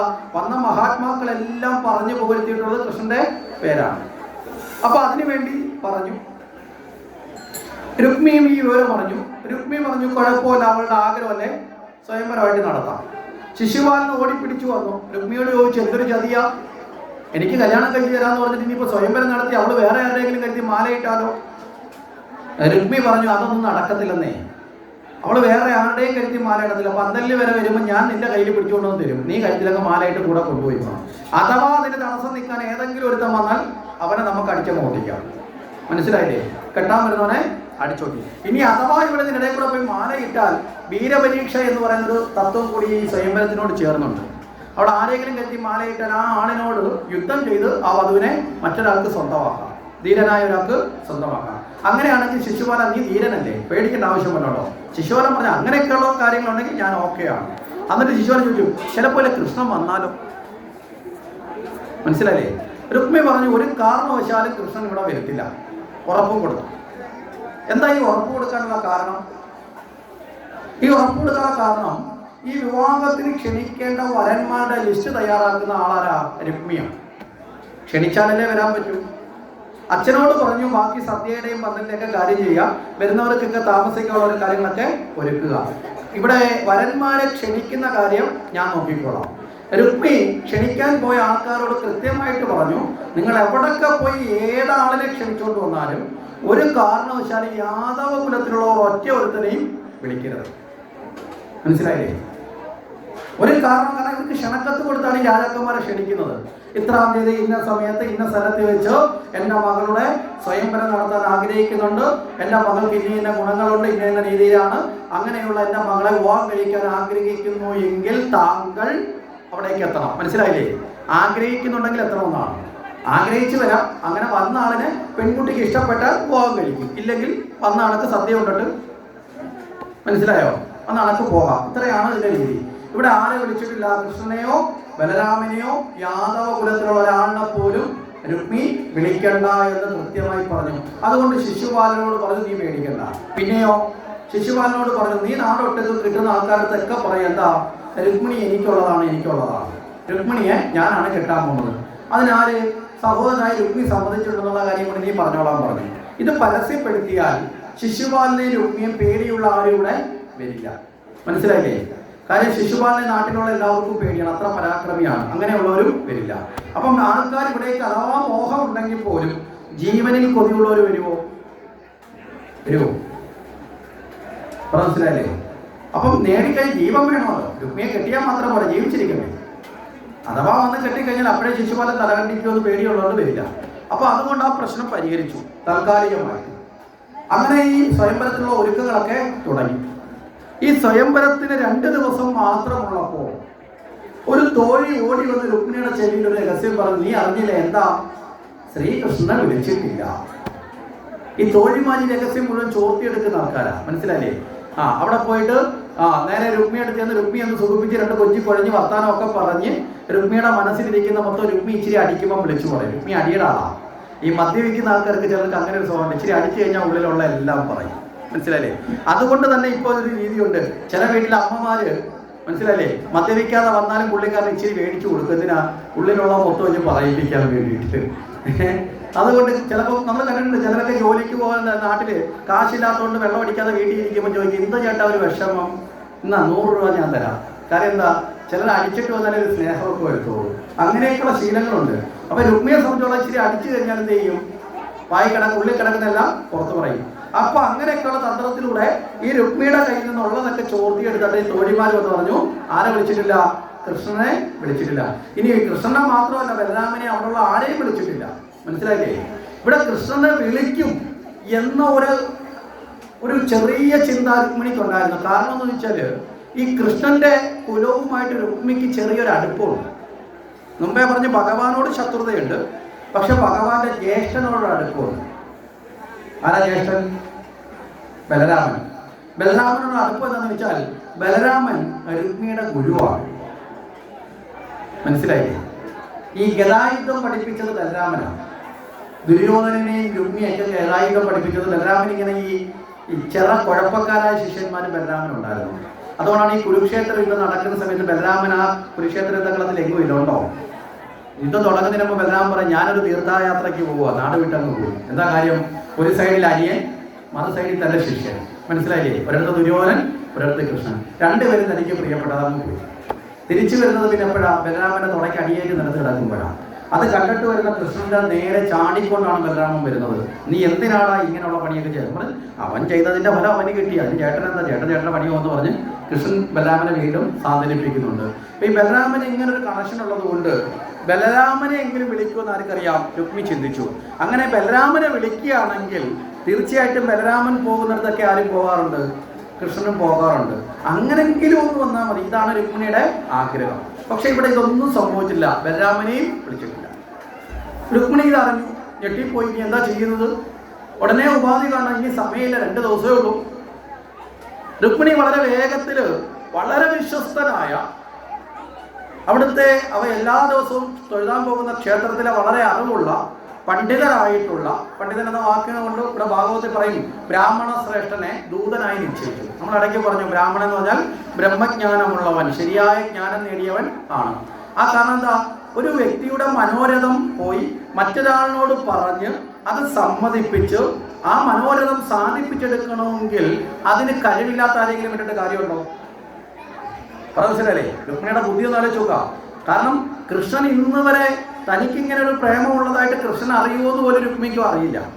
അപ്പൊ അങ്ങനെ ഇല്ലാത്തൊരു ആളിനോട് എന്നിട്ട് ഇപ്പോൾ ഒരു പെണ്ണ് പറയുകയാണ്, കല്യാണത്തിന് 2 ദിവസമുള്ള എന്നെ ഒന്ന് കെട്ടണം എന്ന് പറഞ്ഞാൽ അയാൾ സമ്മതിക്കണമെങ്കിൽ പറഞ്ഞ് സമ്മതിപ്പിച്ച് തയ്യാറാക്കാൻ കഴിവുള്ള ആള് പോണം. അതുകൊണ്ട് ഈ ദൂതനോട് പറഞ്ഞു, അങ്ങ് വളരെ വേഗത്തിൽ പോകണം, എൻ്റെ ആത്മരഥം നിർവഹിച്ചു തരണം. ഞാനിതാ അങ്ങയുടെ മുന്നിൽ പൂർണ്ണമായിട്ട് ഞാൻ എൻ്റെ മനസ്സിനെ സമർപ്പിക്കുകയാണ്. എനിക്ക് ആശ്രയിക്കാൻ വേറെ ആരുമില്ല. കാരണം എന്താ? കൃഷ്ണനെ എൻ്റെ അടുത്തേക്ക് എത്തിക്കാൻ ഇനി ഈ ലോകത്ത് സാധിക്കുന്ന ഏകയാളാരാ? അങ്ങ് മാത്രമാണ്. അപ്പൊ ഈശ്വര തുല്യമായിട്ട് അദ്ദേഹത്തെ കണ്ടു. അങ്ങ് ഒട്ടും വിശ്രമിക്കരുത്. കാരണം എന്താ? ഒരു ദിവസം ഇച്ചിരി നേരം വിശ്രമിച്ചാൽ എല്ലാ ടൈമിങ്ങും മാറും. വളരെ കുറച്ച് എണ്ണി എടുക്കാവുന്ന സമയം മാത്രമേ ഉള്ളൂ. എന്നിട്ട് പറഞ്ഞു, ആ കൃഷ്ണനെ അല്ലാതെ ഞാൻ ആരെയും വിവാഹം കഴിക്കില്ല ഈ ജന്മത്തിൽ എന്ന് ആദ്യം പറഞ്ഞു. അത് കഴിഞ്ഞപ്പോൾ ഈ ഇദ്ദേഹത്തിൻ്റെ അടുത്ത് ഒന്നുകൂടി ഒന്ന് ദൃഢമായി പറഞ്ഞു, ഇനി എത്ര ജന്മം ജനിക്കേണ്ടി വന്നാലും, മനസ്സിലായില്ലേ, ഞാൻ നേടുന്നുണ്ടെങ്കിൽ അത് ഭഗവാനെ അല്ലാതെ, കൃഷ്ണനെ അല്ലാതെ മറ്റാരെയും ഒരിക്കലും ഒരു ജന്മത്തിലും എനിക്ക് വേണ്ട. അപ്പോൾ ഒരു ദൃഢമായ ഒരു വ്രതം പോലെയാണ് ആര് പറയുന്നത്? രുക്മിണി. ഈ ജന്മത്തിൽ നമ്മൾ സാധാരണഗതി പറയും, ഈ ജന്മത്തിൽ എനിക്ക് അവളെ കിട്ടണം എന്ന് പറയും ഇല്ലേ? അടുത്ത ജന്മത്തിൽ അവളെ കിട്ടിയില്ലേ ഞാൻ കല്യാണം കഴിക്കത്തില്ലെന്ന് ഏതെങ്കിലും ഇന്നത്തെ കാലത്ത് പ്രണയിതാക്കൾ പറയുമോ? ഇത് പറഞ്ഞ എത്ര ലക്ഷം ജനം. അതാണ് ഇവിടെ പറഞ്ഞ വ്യക്തിപരമായ തലത്തിലുള്ളൊരു ഭാവം അല്ല. ഇന്നത്തെ ജന്മത്തിൽ പറഞ്ഞെങ്ങനെ, ഈ ജന്മത്തിൽ നീ കിട്ടണം, നീ കിട്ടിയില്ലെങ്കിൽ പോട്ടെ അല്ലേ, അവസാനം കിട്ടിയില്ലെങ്കിൽ പോട്ടെ എന്ന് പറഞ്ഞാൽ അടുത്തതിൻ്റെ അല്ലേ ആ അവസ്ഥയിലേക്ക് ചാടും. ഇതൊക്കെയാണ് ഇന്നത്തെ പ്രണയത്തിൻ്റെയൊക്കെ ഒരു ഭാവം. ഇതൊക്കെ ഇങ്ങനെയാണ് പോകുന്നത്. പക്ഷെ ഇവിടെ അങ്ങനെയല്ല പറയുന്നത്. ഈ ജന്മത്തിലല്ല, നീ എത്ര എത്ര എത്ര എത്ര ജന്മങ്ങൾ ജനിച്ചാലും എനിക്ക് ആകെ നേടേണ്ടത് ഒരാളെ മാത്രമേ ഉള്ളത്. ആരെയാണ്? ഭഗവാനെ മാത്രമാണ് എന്ന് ഉറപ്പിച്ചു പറഞ്ഞു. ഇത് കൂടാതെയോ ഇദ്ദേഹം ചെന്ന് പറയുന്നത് എന്തെങ്കിലും പോരായ്മ വന്നാലോ അല്ലേ? ഒരാളിപ്പോൾ നമ്മൾ ഒരാളോടൊരു കാര്യം പറഞ്ഞു, ആ ആൾ ഇവിടെ നിന്ന് കേട്ടിട്ട് അടുത്തടുത്ത് പോയി പറയുമ്പോൾ എല്ലാം ഇതേ കണക്ക് ഈ പറയുന്ന ആളിൻ്റെ അതേ വികാരത്തിൽ പറയാൻ പറ്റുമോ? പറ്റുമോ? പറ്റത്തില്ല. ചിലപ്പോൾ നമ്മൾ പറയുന്നതിനേക്കാൾ വികാരത്തെ അയാൾ പറയും, ചിലപ്പോൾ വികാരം കുറഞ്ഞു പോകും, ചിലപ്പോൾ പറയുന്നതിൽ തന്നെ ചെറുത് മാറിപ്പോകും. ശരിയല്ലേ? ഒരാൾ ഒരു കാര്യം ചെന്ന് വേറൊരാളോട് പറയുമ്പോൾ പറയുന്ന യഥാർത്ഥ സംഭവത്തിൽ നിന്ന് മാറ്റം വരാറില്ലേ? ഇപ്പം ഞാൻ നിങ്ങളോട് ഒരു 10 വാക്ക് പറഞ്ഞു, നിങ്ങൾ പോയി അടുത്ത ആളിനോട് പറഞ്ഞു, അയാൾ ഇന്ന് അടുത്ത ആളിനോട് പറഞ്ഞു, അവസാനം 10ാമത്തെ ആൾ അറിയുമ്പോൾ ഞാൻ പറഞ്ഞതിന് നേരെ വിപരീതമായിരിക്കും ചിലപ്പോൾ അവിടെ പറയുന്നു. ആണോ അല്ലയോ? കാരണം എന്താ? പറയുന്ന ആൾ അയാളുടെ സ്വന്തമായിട്ട് ചെയ്യുമ്പോൾ ഇട്ട് കയറും, ചിലത് കട്ട് ചെയ്ത് കളയും, ചിലത് മറന്നു പോകും. ഇതൊക്കെ സംഭവിക്കും. അതുകൊണ്ടാണ് പണ്ടേ അറിവുള്ളവർ പറയും, ജീവിതത്തിൽ സജ്ജനങ്ങൾ ഒരിക്കലും പരദൂഷണം കേൾക്കാൻ നിൽക്കരുത്. കാരണം പരദൂഷണം എന്താ? പറഞ്ഞു വരുമ്പോൾ യഥാർത്ഥ സത്യമായിരിക്കും കേൾക്കുന്നത്, ആയിരിക്കുമോ? മനസ്സിലായില്ലേ? പരദൂഷണം കേൾക്കാൻ നിൽക്കുന്നവരെല്ലാം കാള വെട്ടുന്ന കേട്ടാൽ കയറെടുക്കുന്ന സ്വഭാവക്കാരും പോകും, കേൾക്കുന്ന മാത്രമേ ചാടി പുറപ്പെടും. പരദൂഷണം പറയുകയും കേൾക്കുകയും ചെയ്യുക എന്നുള്ളത് ദുർജനങ്ങളുടെ ലക്ഷണമാണ്. മനസ്സിലായില്ലേ? ചില ആൾക്കാർ രാവിലെ എണീക്കുന്ന തന്നെ 10 പേരെ കുറിച്ച് പരദൂഷണം പറയുന്നു. രാവിലെ എണീറ്റ് വീട്ടിലെ ജോലിയൊക്കെ കഴിഞ്ഞാൽ വീട്ടിലെ മതിൻ്റെ അടുത്ത് തലയിങ്ങനെ പുറത്തോട്ട് ഇട്ടുകൊണ്ടിരിക്കും. എന്തിനാ? അതിലെ കൂടെ പോകുന്ന 10 പേരെ തടഞ്ഞു നിർത്തിയിട്ട് നീ അറിഞ്ഞോ എന്താ അവിടെ ഇങ്ങനെ ആയിരുന്നു ഇവിടെ ഇങ്ങനെ ആയിരുന്നു പറഞ്ഞു കഴിയുമ്പോൾ എന്തൊരു സന്തോഷം എന്നറിയോ? ഞാൻ പറഞ്ഞെന്ന് ആരോടും പറയല്ലേ. ആരോടും പറയാത്ത കാര്യമാണെങ്കിൽ വേറെ ആളോട് പറയാതെ വീട്ടിനകത്ത് ഇരുന്നാൽ പോയി. ചിലർക്ക് അങ്ങനെയാണ്. ഈ പരദൂഷണം പറയുന്നത് തന്നെ ഭയങ്കര ഒരു ആനന്ദമാണ്. ചിലർ അമ്പലത്തിൽ പോകുന്നത് തന്നെ ഇതിനാണ്. അതാ ഏറ്റവും വലിയ കഷ്ടം. കണ്ടിട്ടുണ്ടോ? ചിലരൊക്കെ അമ്പലത്തിൽ കയറി തൊഴിലിട്ട് വന്ന് വെളിയിലോട്ട് വന്ന് ബാക്കിയുള്ള 2 പേരെ വിളിച്ചോണ്ട് അടങ്ങിയിരിക്കും. ഇച്ചിരി നേരം ഇതൊക്കെ പറയാൻ പറ്റുന്നത് അങ്ങനെയാണ്. ഞാൻ തമാശയ്ക്ക് പറഞ്ഞതാണ്. ഇപ്പം എൻ്റെ വീട്ടിൽ എൻ്റെ അമ്മയും ഈ വീടിനടുത്തൊരു മഹാവിഷ്ണു ക്ഷേത്രമുണ്ട്. കുറേ കാലം ഇങ്ങനെ എല്ലാ ദിവസവും ജോലി ഒന്ന് രാവിലേക്ക് ഇങ്ങനെ പോയി കഴിഞ്ഞാൽ ഒരു 10-11 മണിക്കേ വരത്തുള്ളൂ. വരുന്ന കഴിയുമ്പോൾ അമ്മ നമ്മളെ വീട്ടിലോട്ടേക്ക് ചോദിക്കും, നീ അറിഞ്ഞോടാ അവിടെ അല്ലെ അവൻ്റെ മോളെ? ഞാൻ പറയാം, അമ്മ എവിടെ അമ്മ പോയേ? പിന്നെ മിണ്ടത്തില്ല. അടുത്ത ദിവസം വരും. നമ്മൾ പോലും അറിയാത്ത വാർത്തകൾ ഇവരറിയും. മനസ്സിലായില്ലേ? അപ്പൊ നമ്മൾ അന്നേരം തന്നെ ആദ്യമേ തന്നെ ഇത് കേൾക്കാൻ നിൽക്കാത്തത് കൊണ്ട് പിന്നെ പറയുന്ന സ്വഭാവം പറഞ്ഞു തുടങ്ങുമ്പോൾ നീ അറിഞ്ഞോ? ഞാൻ പറഞ്ഞു എനിക്കറിയണ്ട. അപ്പൊ അല്ലല്ല, അത് എന്തിനാണ് പറയാൻ പറ്റില്ല, ഒന്ന് ചൂടാവും. അപ്പോഴത്തേക്ക് പിന്നെ നീ വലിയ ആള്, ഞാൻ അങ്ങ് പോവാം എന്ന് പറഞ്ഞ് നേരെ കേൾക്കും. എന്താ കാര്യം? ഇത് പറയാനുള്ള അവസരം കൊടുക്കുക, കേൾക്കാനുള്ള താല്പര്യവും കൂടും. ഇങ്ങനെയൊക്കെ സംഭവിക്കുന്നുണ്ട്. ക്ഷേത്രങ്ങളിൽ പോലുള്ള ചില ചർച്ചകളാണ് കാര്യമാണ് ഞാൻ പറഞ്ഞത്. സ്വന്തം അനുഭവം കൊണ്ടുപോകണം. മനസ്സിലായി? 2 ദിവസം അമ്മ ഒന്ന് സുഖമില്ലായിരുന്നപ്പോഴത്തേക്ക് അവിടുന്ന് ഒരു 10-15 പേര് തിരക്കി വന്നു. എന്താ കാര്യം? അവിടെ ഗ്രൂപ്പുണ്ട്. ഭയങ്കര ആത്മബന്ധമാണ്.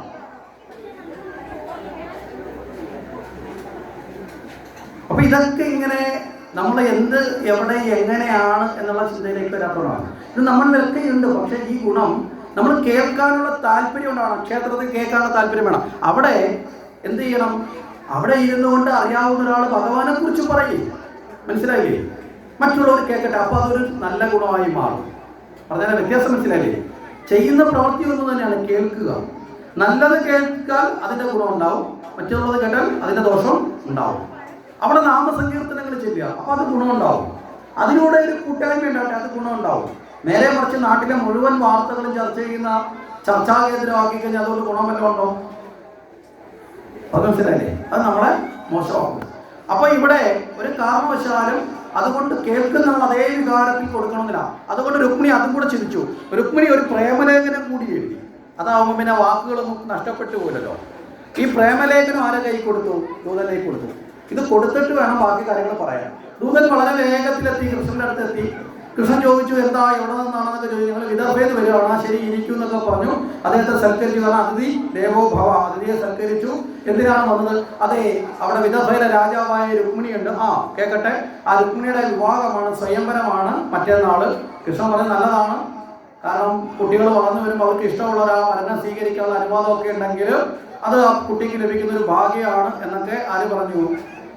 ഭഗവാൻ അവിടെ പറഞ്ഞു. അല്ല, അപ്പൊ പറഞ്ഞു അതൊക്കെ ശരിയാണ്, പക്ഷെ ആ ഭാഗ്യം ഉണ്ടാവണമെങ്കിൽ അങ്ങും കൂടി മനസ്സ് വെക്കണം. കൃഷ്ണൻ ചോദിച്ചു, ഞാൻ എന്തിനാ മനസ്സ് വെക്കുന്നത്? എടാ, ഭീഷ്മകന്റെ കൊട്ടാരത്തെ ഭീഷ്മകന്റെ മകളുടെ കല്യാണം നടക്കുന്നു, സ്വയംവരം നടക്കുന്നു. അവിടെ വരുന്നതിൽ ഏതെങ്കിലും ഒരു ഇഷ്ടപ്പെട്ട പയ്യനെ ആ പെൺകുട്ടി കല്യാണം കഴിക്കുന്നതിന് ഞാൻ എന്തിനാ മനസ്സ് വെക്കുന്നേ? അല്ല, അത് അവള് വിവാഹം കഴിക്കാൻ ആഗ്രഹിക്കുന്ന അങ്ങനെയാണ്. കൃഷ്ണൻ ചോദിച്ചു, എന്നെയാണ്?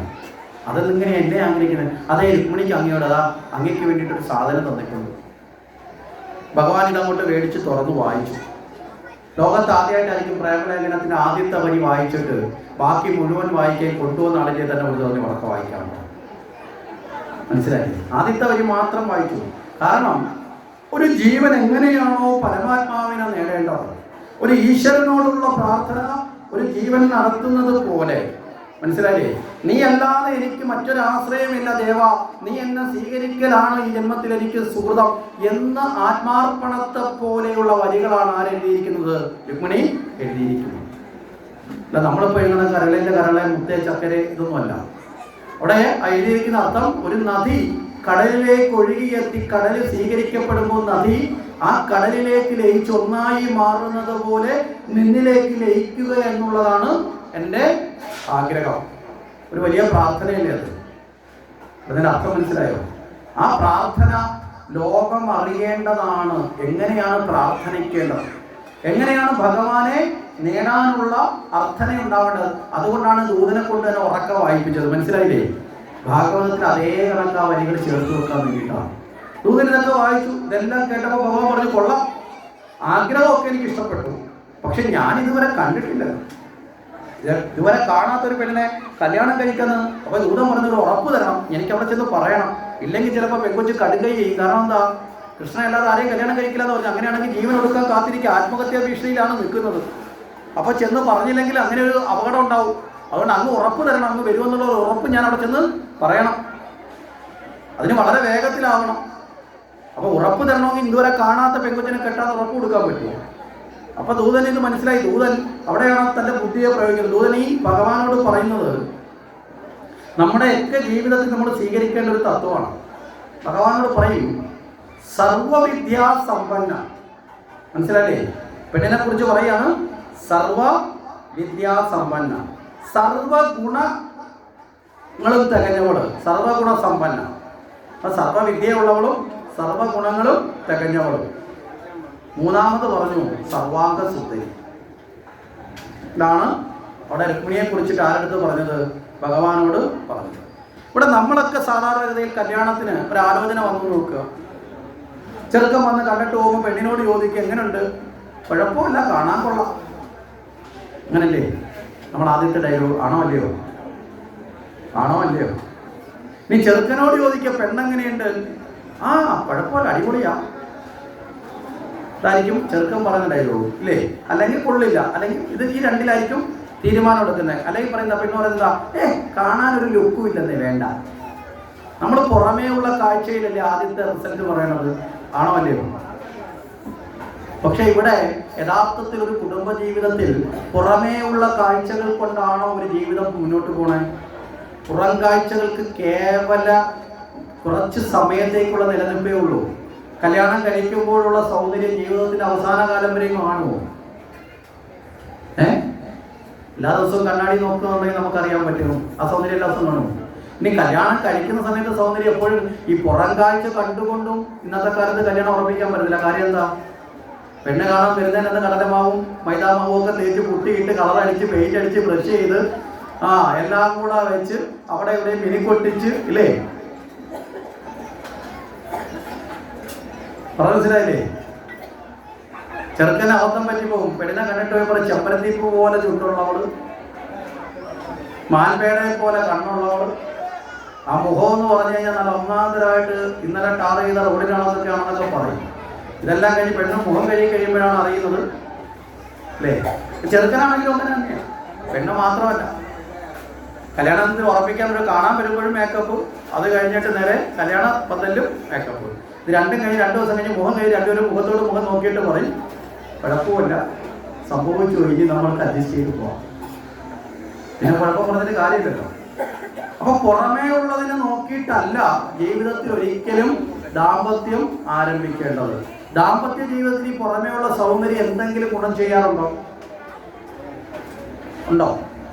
10 വരെ മുമ്പ് കൂടെ കൊണ്ടു നടക്കുമ്പോൾ കാണാൻ കൊള്ളാവുന്ന ഒരുത്തി കിട്ടി എന്ന് പറയാനുള്ളതല്ലാതെ ദാമ്പത്യ ജീവിതത്തിന്റെ ആനന്ദത്തിന് ഈ പുറമേ ഉള്ള സൗന്ദര്യം എന്തെങ്കിലും ഗുണം ചെയ്തിട്ടുണ്ടോ? ചെയ്തിട്ടില്ല. അത് യാഥാർത്ഥ്യമാണ്. അവിടെ ആണ് ഇവിടെ ഭഗവാന്റെ മുമ്പിൽ പറഞ്ഞ വാക്ക് നമ്മൾ മനസ്സിലാക്കാൻ. ആദ്യമേ ഒരു കുടുംബ ജീവിതത്തിന്റെ പ്രധാനം എന്ന് പറഞ്ഞ എന്താ?